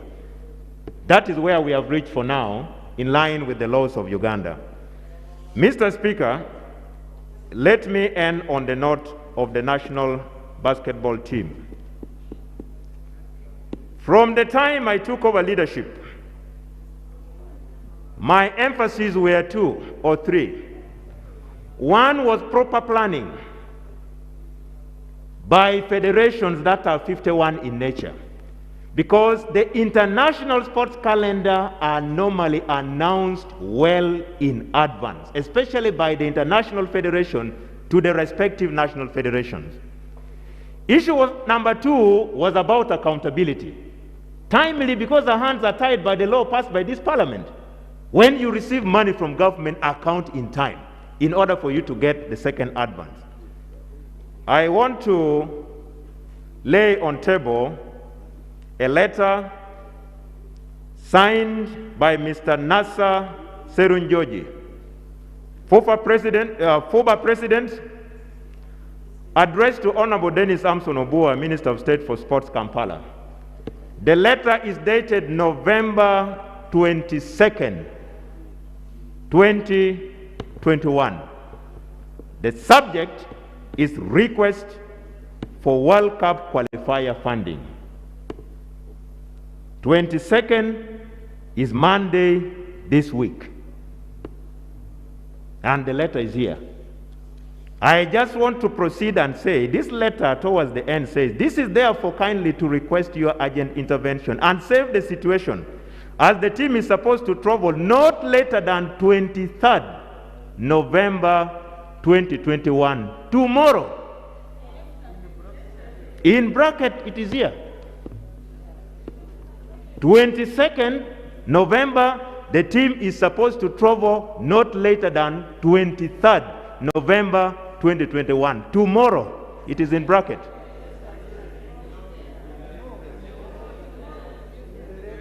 It is contained in the letter. I'm going to lay on table for the record of Parliament. Honorable members, this letter is seeking for a grand total of $115,392 US dollars. This is over 400 million shillings when you convert it. 22nd, latest 23rd, the team must travel. That means the team should get even the visa, everything, COVID test, within that limited time. Right, Honorable Speaker, you have always emphasized we can do things better.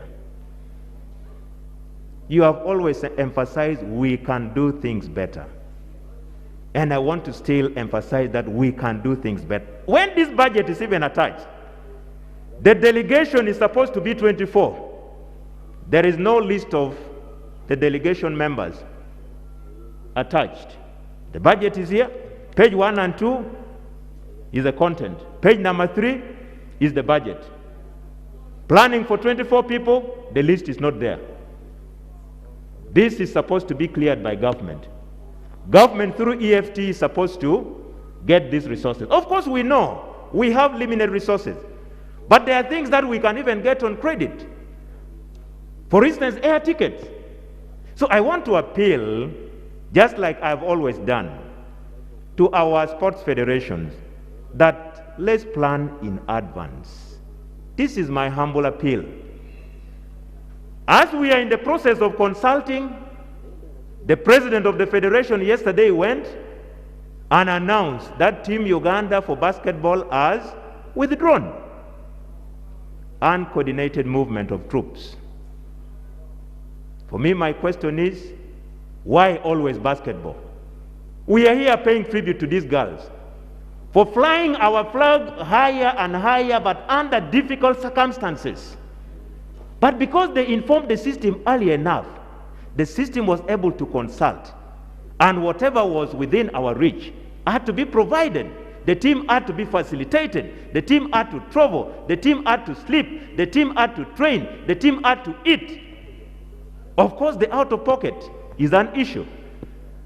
We even committed that if funds better to the sports subsector, we can pay them their arrears. If this parliament can give us the resources we require, I am not running anywhere because I know constitutionally the mandate to appropriate falls with the Parliament of Uganda on proposals that come from the executive.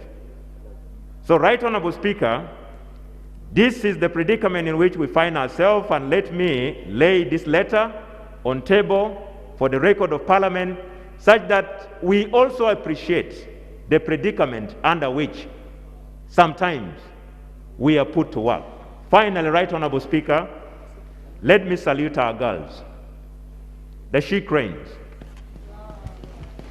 When I spoke to them, I had nothing but only to motivate them, because I knew they were going like David facing Goliath of this continent.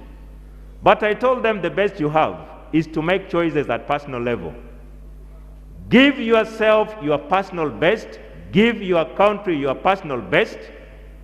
Mr. Speaker and honorable colleagues, the she cranes has already put us on notice as government, including Parliament, that come 2022, they have already made history as the first team to qualify for the 2022 Commonwealth Games. They have put us on notice, and I think this time round they must not travel without what is required of them. They have put the organ in charge of appropriation on notice that in 2022 we are going to England. They have equally put us on notice that come 2023 we are going for the World Cup of Netball in South Africa. Mr. Speaker, this to me is an invitation to treat, because if we don't better funding, we will come back and lament and say they went to World Cup, they went to Commonwealth with the same funding when they went for qualifiers. But if the funding is made better, we committed, Right Honorable Speaker, that we can pay even the arrears for these particular qualifiers on condition that we are given more money. We can pay. They have marketed the country. President and your team, I want to thank you, Coach Mugerwa, who is also the coach of Parliament team. I want to salute you and the technical team. Our girls, continue along that trajectory. Continue along that trajectory. Mr. Speaker, I want to reiterate this. We never invited our professional players for netball. We picked from the available players within clubs in Uganda, and they were able to take a second position at Africa Cup of Nations for netball. What a performance. Supposing we had brought in all our pros who are playing in England, best clubs in the world for netball, probably the results would have been better. But our ranking has improved. Let me state for the record that in Africa, we are now number 2 after South Africa, then Malawi number 3. In the whole world, we are number 6 in the whole world. Right Honorable Speaker and honorable members, I want to thank you for dedicating time. We only pray and we hope that by the grace of God, if the sports subsector is given more resources, we can do more. If from the little resources we are able to bring better results, better performances, better ranking, breaking and setting 4 world records within a very difficult time, best performance in the Olympics, best performance in the World School Sports Games, best performance so far by the Netball Federation and the She Cranes, we can, if supported, on 2 issues, funding and infrastructure, be able to deliver more. I want to thank you, Right Honorable Speaker, and thank Parliament for giving us time. We hope and pray that, honorable members, we can work collectively. These achievements is not an individual achievement, it is collective. When we say thank you to these ladies, we give them motivation and inspiration. Thank you, Right Honorable Speaker. I beg to submit. Thank you very much. The Honorable Minister said, by the grace of God, we shall accomplish. The grace of God is already there. Thank you. What is lacking is our own commitment. The grace of God is always there. It's there. It's here now. It's with you. It's with every one of us. So let's now inspire ourselves to do better to help this sector grow. The grace of God is already there. Let's act.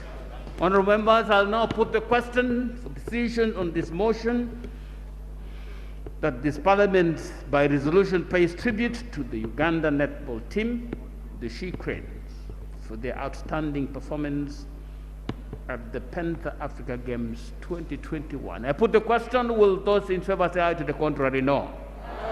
The ayes have it. Honourable members, there are two things that I need to do. There is an urgent bill that we have been monitoring with the committees which have just now submitted its report, and we need to start the process because there are discussions going to go in the region about it, and we need to show that we have also started the process of finalizing. We may not be able to complete it anytime today or tomorrow, but if we start the process, it will give us leverage on how to give speeches about what we are going to do. And this is on the East African Crude Oil Pipeline Special Provisions Bill 2021. It was before the committee already, and we want to accommodate it now, and then we receive a statement from the leader of the opposition. Thereafter, then we see how to conclude. Can we cause alteration in order paper to accommodate this matter? Bill second reading, the East African Crude Oil Pipeline Special Provisions Bill 2021. Honourable Minister.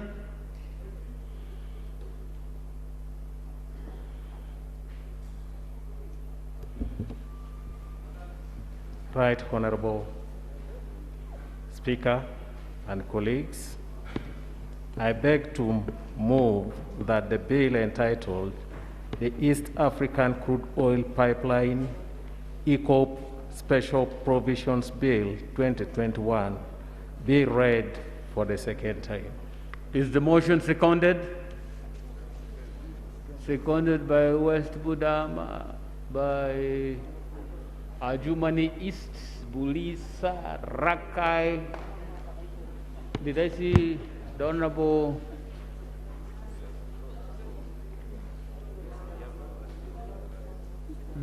member? I can't. The Honorable member for Oyam.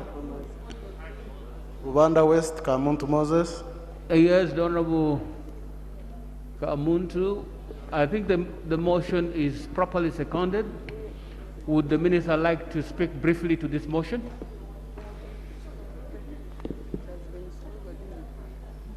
Right, Honourable Speaker. The bill seeks to fully define the legal and regulatory framework for the ECOP project in Uganda by enabling aspects of agreed upon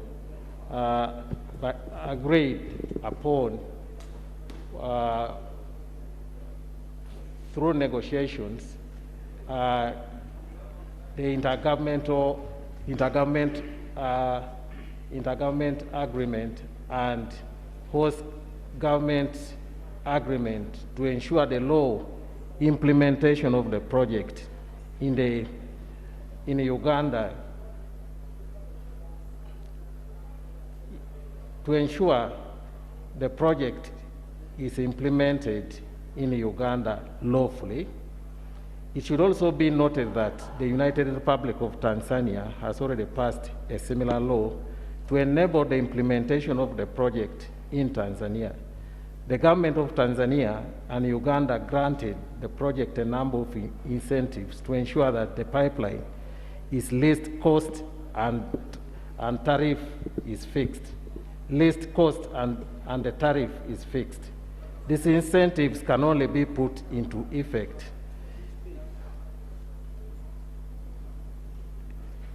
Proceed, Honourable Minister.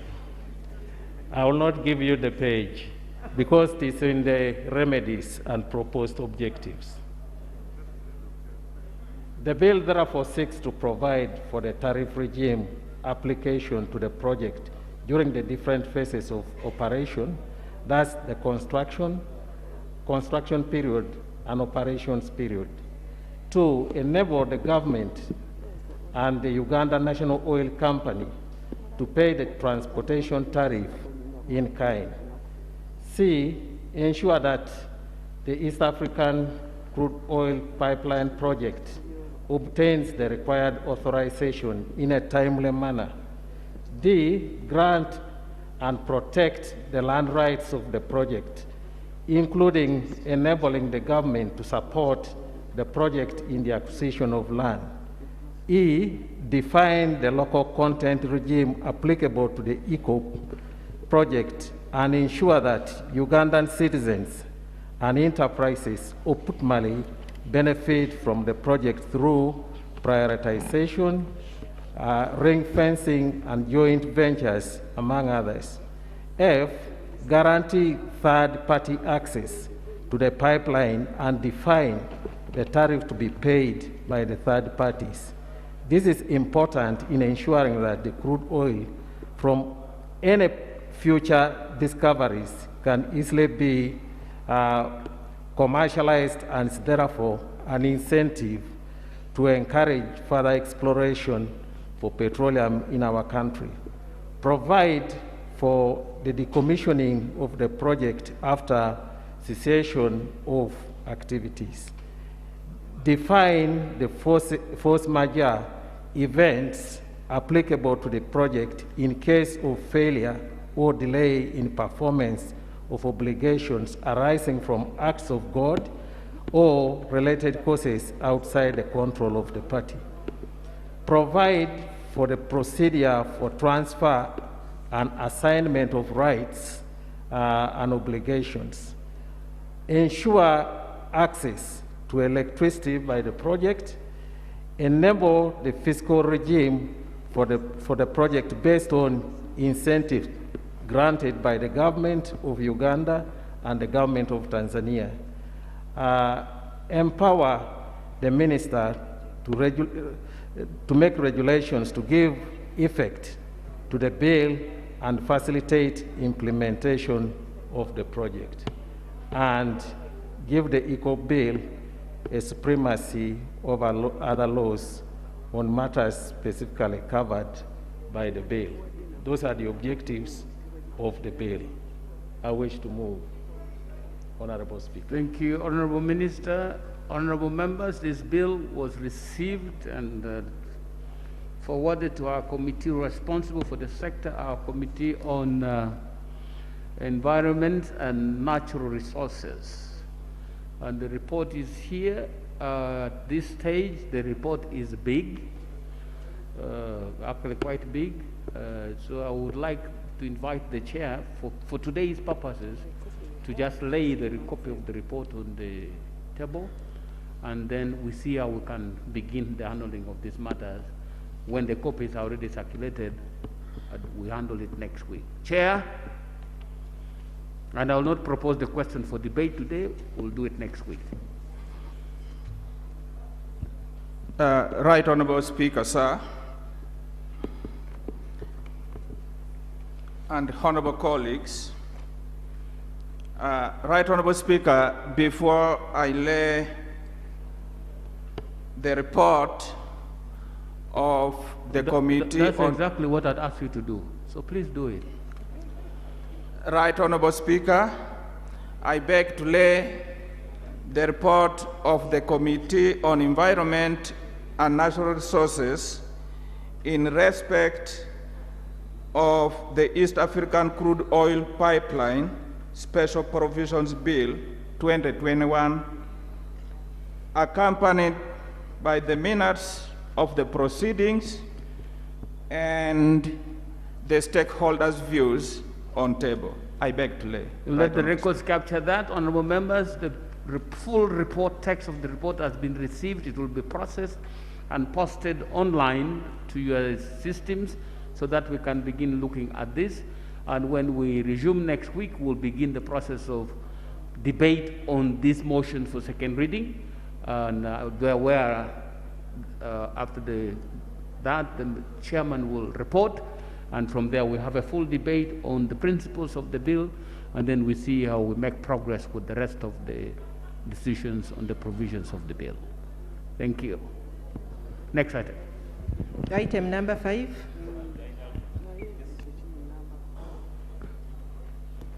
Thank you, Right Honorable Speaker, for your indulgence. I do appreciate the circumstances under which the report is being laid, and I hold no qualms about it. But I also understand, I thought the chairperson would make mention of the fact that there obtains a minority report, but for time, they could not process it, so that the records capture its existence, and that the authors utilize the space to complete and upload it. I thought it would do so because we fully understand, because this was not a bill brought under Rule 119 as an urgent bill, but we can understand when there's desire to have it processed. So we can accept proper processing, but I thought the chairperson recognized that, and also that the records are very clear. Honourable members, the rule on this minority report is such that at the conclusion of debate on a particular bill, a report is prepared, agreed upon, where some member or members have an area where they don't agree with the majority of the committee. They give notification to the chair that chair and members on this particular aspect, we do not agree with the position of the minority. We'll be filing a minority report, and the process is given to them to prepare, and once it's ready, it's submitted to the chair and actually attached to the report, so that when the chair is presenting and whatever he has laid ordinarily should have contained the minority report. Mr. Chair, does that report you have laid has a minority report attached to it?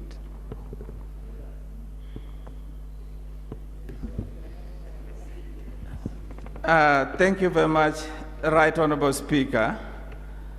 Right Honorable Speaker, my committee examined the bill, and we held very, very detailed discussion until this afternoon. And, Right Honorable Speaker, we came up with a report of consensus. Right Honorable Speaker, I was very surprised when I was already in this house to be served by the servers who normally pick our papers here. Our staff. Our staff. To be served with the 2 notices, one dated 23rd of November, which was yesterday. In other words, this was even before we concluded the discussion. It is authored by the Honorable Nyakato Asnansi, addressed to me and copied to you, among others, giving me notice of an intention to write a minority report. So the copy of the minority report is not available? Yes, Right Honorable Speaker, the copy of the minority report is not there, and I'm not privy to it. I have been notified while in this house. The second thing, Right Honorable Speaker, is in the same breath, I've been served with a notice from the Honorable Kaya Christine Nashimweru, also telling me about her intention to write a minority report. Right Honorable Speaker, while we were discussing and concluding our report. I think let's not go that beyond this. The point is, honorable members, as presiding officer, I know the processes that have gone into the production of making this report available. Notification has been given to the chairperson of intent to draw minority reports. I think the circumstances dictate, just like the name of the bill says, special provisions. We also need to apply special provisions to accommodate minority, and then when we come next week, we have the full the minority report also. So those with intention to raise minority reports, please don't just give notice. Prepare the text and submit. When we come on Tuesday, if it is not there, I shall say you gave a false notice. Okay? And then when it is brought, we'll allow you, because the chair will be presenting at the conclusion of his presentation. By that time, hopefully, we'll have already got the minority report. He will then say, I also have minority report, which has been given to notice of. I've now received.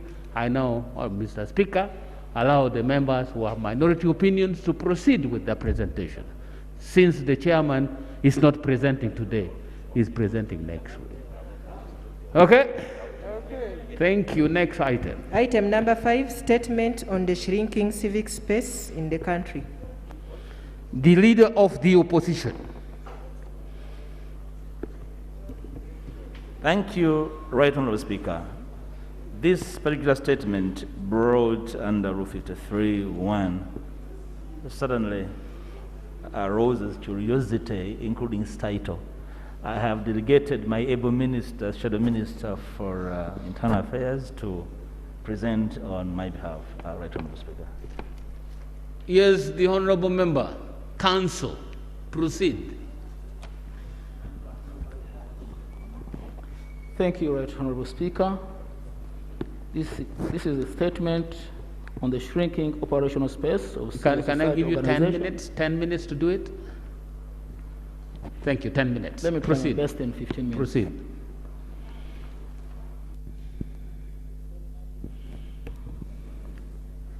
This is the statement on the shrinking operational space of civil society organizations in Uganda.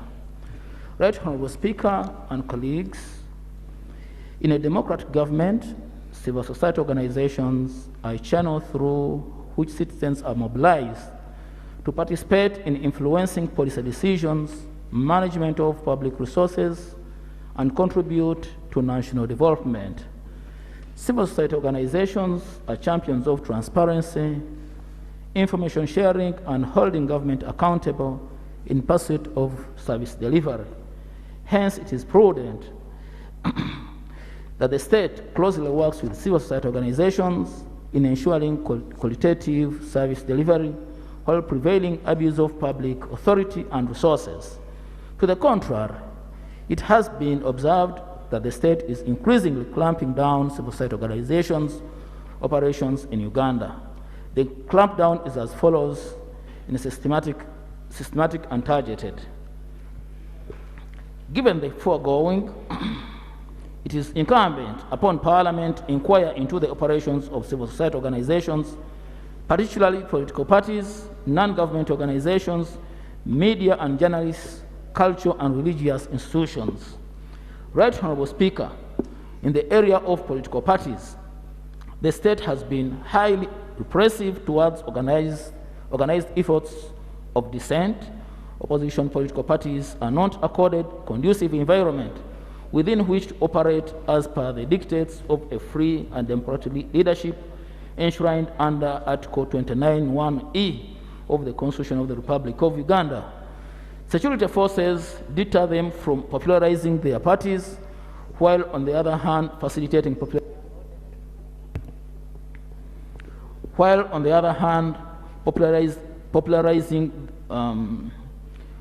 popularizing the ruling party.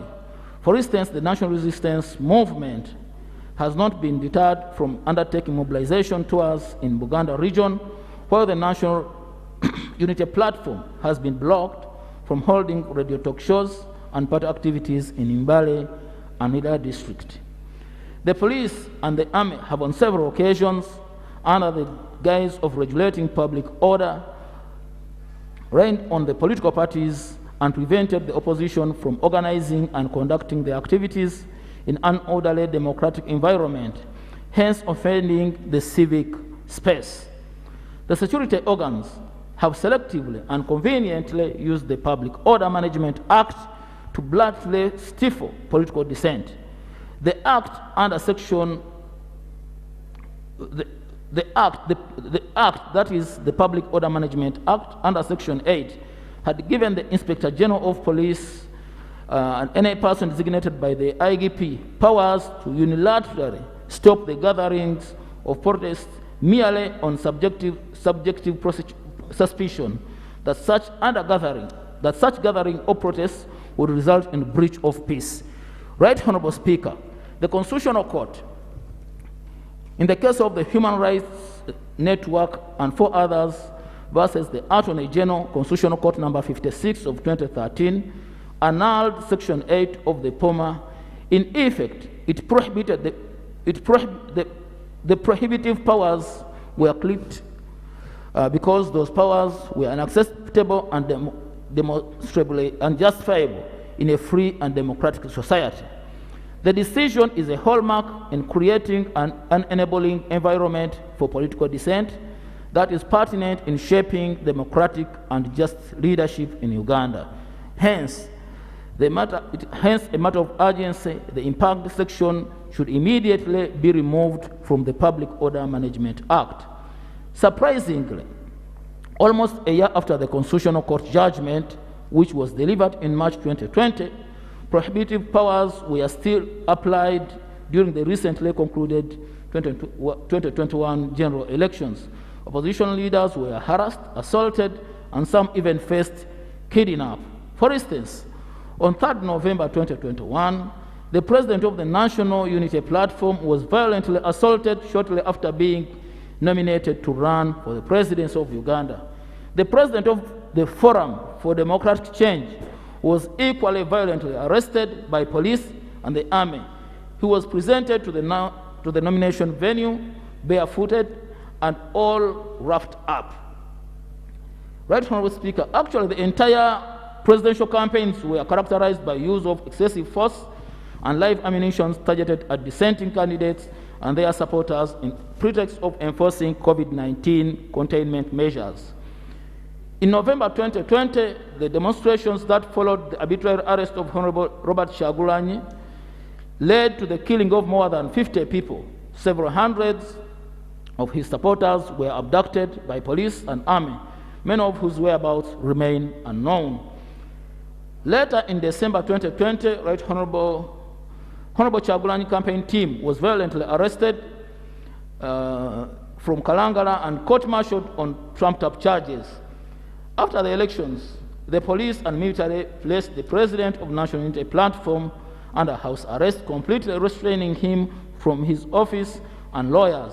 At the same time, police and military besieged and barricaded off the headquarters of National Unity Platform for over a month. This hampered the preparation and eventual filing of his presidential petition, election petition, against the disputed presidential polls by Honorable Kyagulanyi and his legal team. Relatedly, the National Consultative Forum for Political Parties and Organizations, established under Section 20 of the Political Parties and Organizations Act, is yet to influence reforms geared at addressing government's repressive approach towards political parties in Uganda. For instance, the forum has not weighed in or made any known position on the current indiscriminate attacks on the opposition political parties, agitation of the president to curtail issuance of bail, and trumped-up charges of Honorable Segirinya of Kawempe North and Honorable Alan Sewanyana of Machindia West.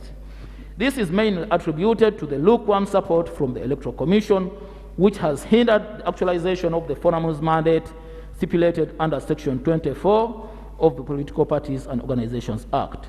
The forum is mandated to ensure compliance with Code of Conduct, advancing complaints of political parties to the Electoral Commission, and resolving disputes amongst political parties, among others. Unfortunately, the Auditor General in the report of the the Auditor General in his report of 2020 noted that the forum is poorly planned for by the Electoral Commission.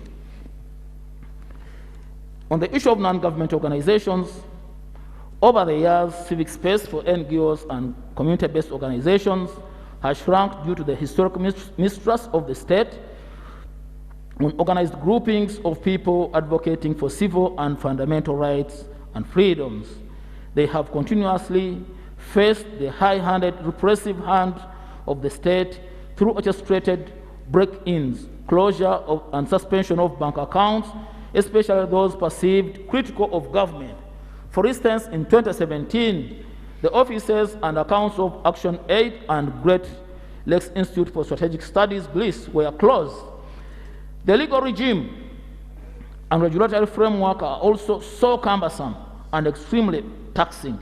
It is exceptionally hard to register a non-governmental organization and even much harder for an NGO to get accredited periodically. For instance, Section 44 of the NGO Act has restrictive provisions that require NGOs to seek approval from district NGO monitoring committees, local government and NGO bureau before extending activities to the new geographical area. The multiple registration itself constrains the widening of footprints of NGOs into new areas. As a consequence, the complementary role of NGOs to the efforts of government is adversely affected in as far as fighting gender-based violence, provision of clean and safe water, building and supporting schools, health centers, as well as road maintenance, among others, are concerned.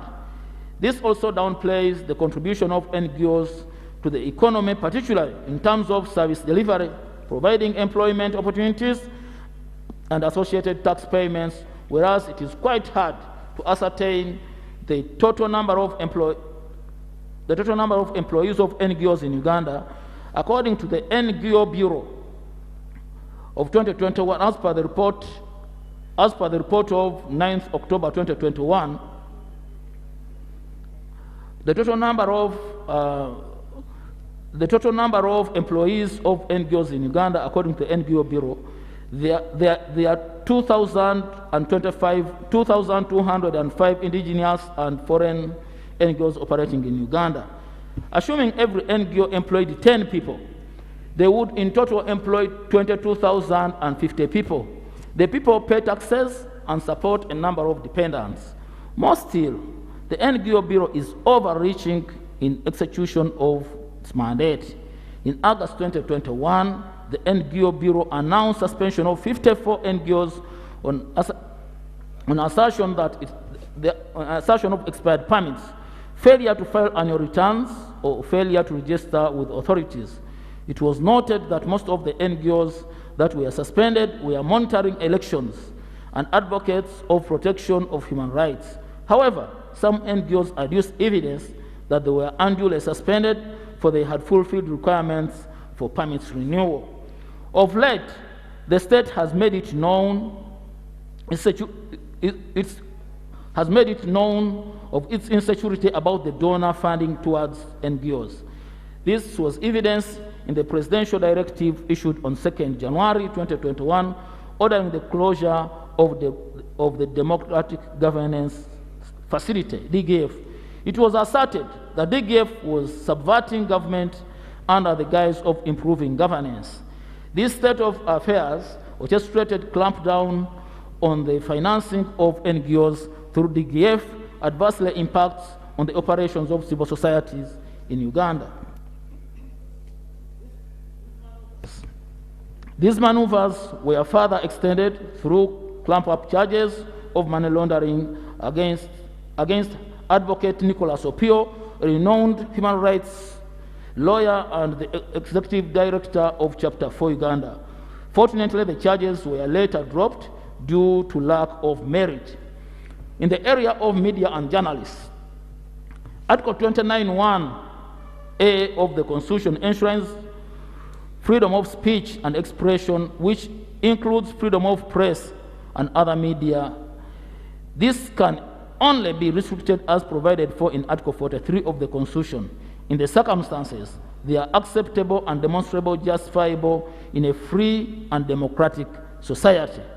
Unfortunately, in disregard of the Constitution, throughout the entire campaigns in the recently concluded general elections, police and the army specifically targeted journalists that covered the campaign programs of the opposition candidates. This was envisaged in the campaign trails of the presidential candidates of Honorable Kyagulanyi of the National Unity Platform and Honorable Patrick Amuriat Oboy of the Forum for Democratic Change. Many journalists were violently assaulted and harassed, such as John Cliff Wamala of NTV, Daniel Taya of NBS Television, Waiswa Moses of Busoga One Radio, among others. Others were shot at and sustained grave injuries, such as Ashraf Kasirye of Ghetto Media, among others. While others were arrested and prosecuted under the general court-martial, such as Kalima Richard of Ghetto Media and Lukman Kampala, a freelancer photojournalist. Right Honorable Speaker, surprisingly, the commander of the operation in which the police and the army beat up journalists that were covering the National Unity Platform leaders as they delivered the petition to the United Nations Office of the High Commissioner for Human Rights in Uganda, in Kampala, who ought to have been charged in court-martial, has never been apprehended for any offense. The high-handedness of security personnel has resulted in intimidation, coercion, limitation of free space and expression, curtailed transmission of information, and gravely hurt democratic principles and growth of the country. Right Honorable Speaker, this has not been helped by the excusable suspension of the media houses, journalists and talk shows by the Uganda Communications Commission. This usually happens when the state has expressed displeasure for media coverage of protests or arrests of opposition leaders and engaging in debates critical of unpopular government undertakings. For instance, in 2019, UCC suspended 39 journalists from 13 media houses on allegations of breach of minimum broadcasting standards during the coverage of protests against the arrest of Honorable Kyagulanyi. Such hefty and unjustified sanctions undermine the quality of journalism in Uganda and create an environment of fear. This is as per the letter to the Uganda Communication Commission by the originated from the National Association of Broadcasters in 2019. Right Honorable Speaker, such hefty and qualified sanctions undermine the quality and justify the quality of journalism in Uganda and create an environment of fear. Such circumstances accelerate administrative gaps, deeply abuse the natural justice, and undermine sector of growth, for the Commission has on many occasions failed to dispense justice in a free, fair, and democratic manner. Unfortunately, government has failed to constitute Uganda Communications Tribunal, which would have handled the complaints relating to the decisions of UCC as provided for under Section 60 and 64 of UCC Act. In the area of cultural institutions, in 1967, cultural institutions were abolished due to mistrust between their leaders and the state. They were later restored in 1993. However, it has been a bittersweet relationship between the traditional and cultural institutions and cultural institutions and the executive arm of government. Several properties which had been confiscated by past regimes were not given back to the respective institutions from the restoration to date. Instead, the government's policy is to hand them back in piecemeal. Tokenism in form of cars and cash is yet another policy the state has employed to strategically and conveniently portray itself as the provider. Some of the leaders of these institutions watch on in silence as excesses are committed by the state through extreme violence, arrest and kidnap, murder, corruption, and poor governance. It may be perceived that such leaders cannot speak up and sensitize their subjects in fear of losing out on the brown envelope from the president. Consequently, such leaders fail to hold the state accountable. Worth noting, Right Honorable Speaker, additionally, additional is that the state has extended its long arm into the dynamic of some of the cultural institutions, causing divisions and disharmony of government influence in the leadership contest in some cultural institutions, has created tension that have threatened peace and stability within their subjects. The state involvement in the cultural institutions' dynamics also undermines the cultural sovereignty of those institutions. For instance, in his missive entitled Museveni Right to NRA Mobilizer of Land and Sectarianism, the president described cultural leaders as parasites that live off the wealth of their subjects. He further alleges that their institutions such as Buganda Land Board are illegal entities. This has been occasioned by the cultural institution pushback of the repressive and exploitative advances of government, particularly in excess of the land. All these attacks subsequently distort the civic roles of cultural institutions and undermine the propagation of citizen inclusion in governance. On the issue of religious institutions, government has increasingly demonstrated its displeasure with religious leaders for holding it accountable. In the just concluded election cycle, religious leaders were in one way or the other accused of undermining government. For instance, following the 2021 general elections, Honorable Vincent Wamulanga Chisempija, the Minister of Defense, as well as the former Minister for Presidency, Esther Ambayo, on several occasions rebuked the religious leaders for the dismal performance of NRM political party. The state also coordinated a degrading narrative meant to undermine the religious leaders in order to derail the religious institutions and preclude them from taking part in shaping the political and democratic landscape of the country. For instance, the president terms religious leaders as parasitic and sectarians, as per the monitor of 13th November 2021. Right Honorable Speaker, on the other occasion, government has been seen to undermine the authority and control of educational institutions founded by religious institutions. For instance, in religious founded schools that are now government aided, government has on several occasions been criticized for transferring teachers and head teachers without ample consultation from the founders. This has led to standoff that further widens working relations and subsequently shrink the civic space of religious institutions. On the other occasions, the state has appointed religious leaders in two political positions without approval and consent of their superiors. This too has led to the tension between the state and religious institutions. Of concern too has been the extension of gifts to religious leaders in form of cars and cash. The head of state has long employed tokenism seemingly to buy their support. This presents a risk of undermining the duty and objectivity of some religious leaders, consequently compromising the use of their platforms in holding the government accountable. Among the recommendations, Right Honorable Speaker, on the area of political parties, it would be prudent to increase funding of the National Consultative Forum to empower it fast-track its statutory obligations under the Political Parties and Organizations Act.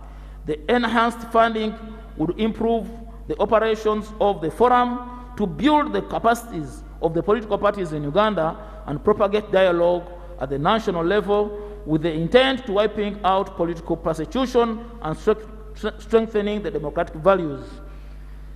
The second one, there is a need to amend the Electoral Commissions Act to redefine the role of police and armed forces during elections. The role of conducting elections should be the reserve of the Electoral Commission. The Electoral Commission should be preserved of the Electoral Commission. The Electoral Commission should be solely in charge of and in direct command of and control of co-opted police and other internal security personnel deployed in the electoral process.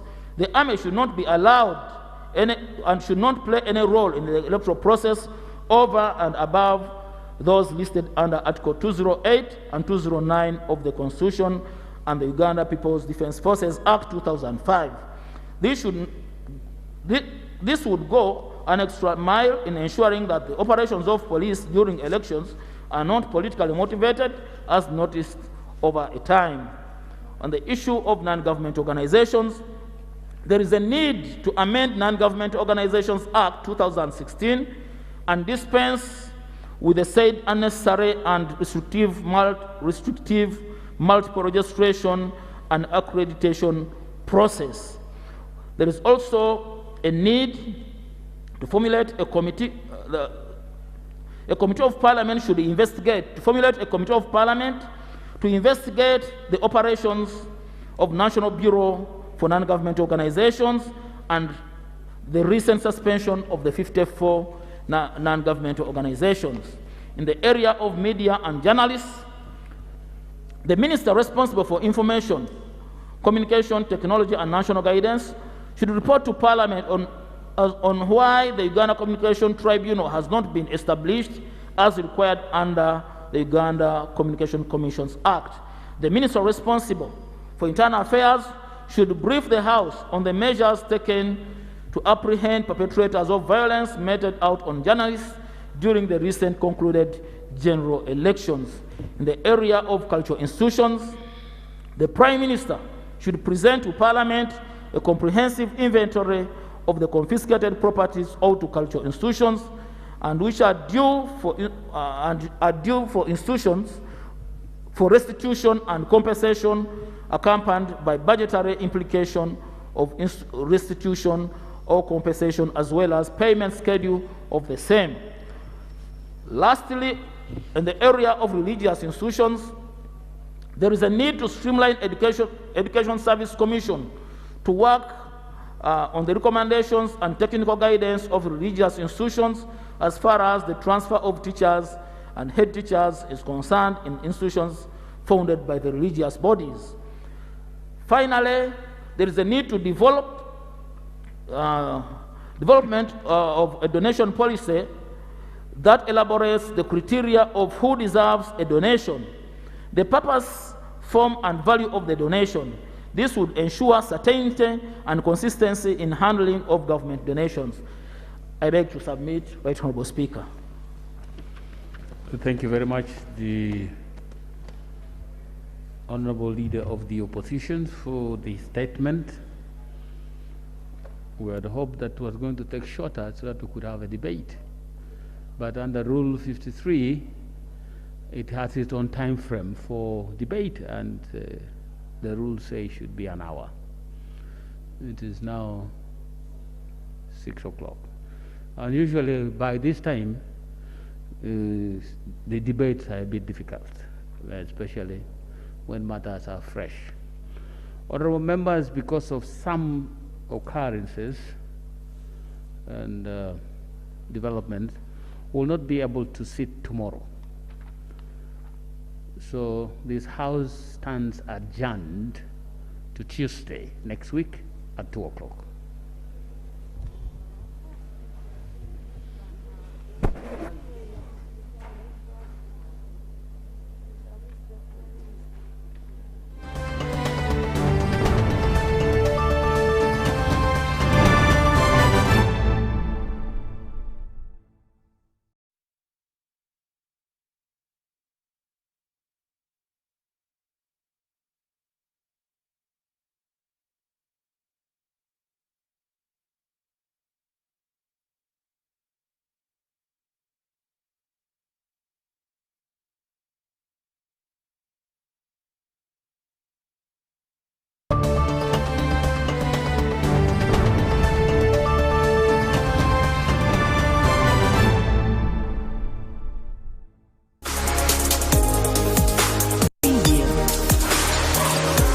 Brought to you by GoTV Super. Something to look forward to. Download the My GoTV app for more information. Super. We all deserve a super festive season. And with GoTV, there's every reason to love it.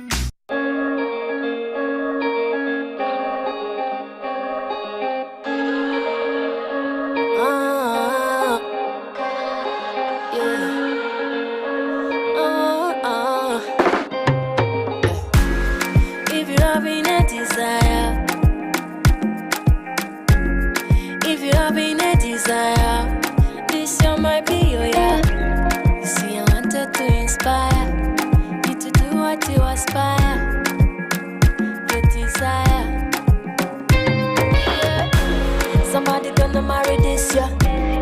Make the money happen this year. Let me tell you something about this year. This year must be better than last year. It's your year.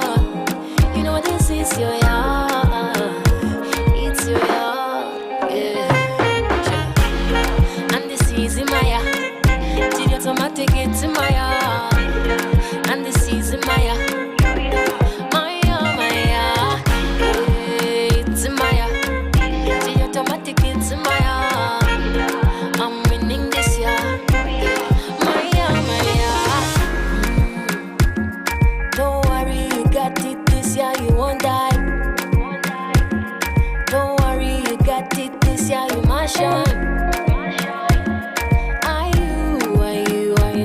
Side, you see the bright side, yeah. Somebody gonna marry this year. Make the money happen this year. Let me tell you something about this year. This year must be better than last year. Somebody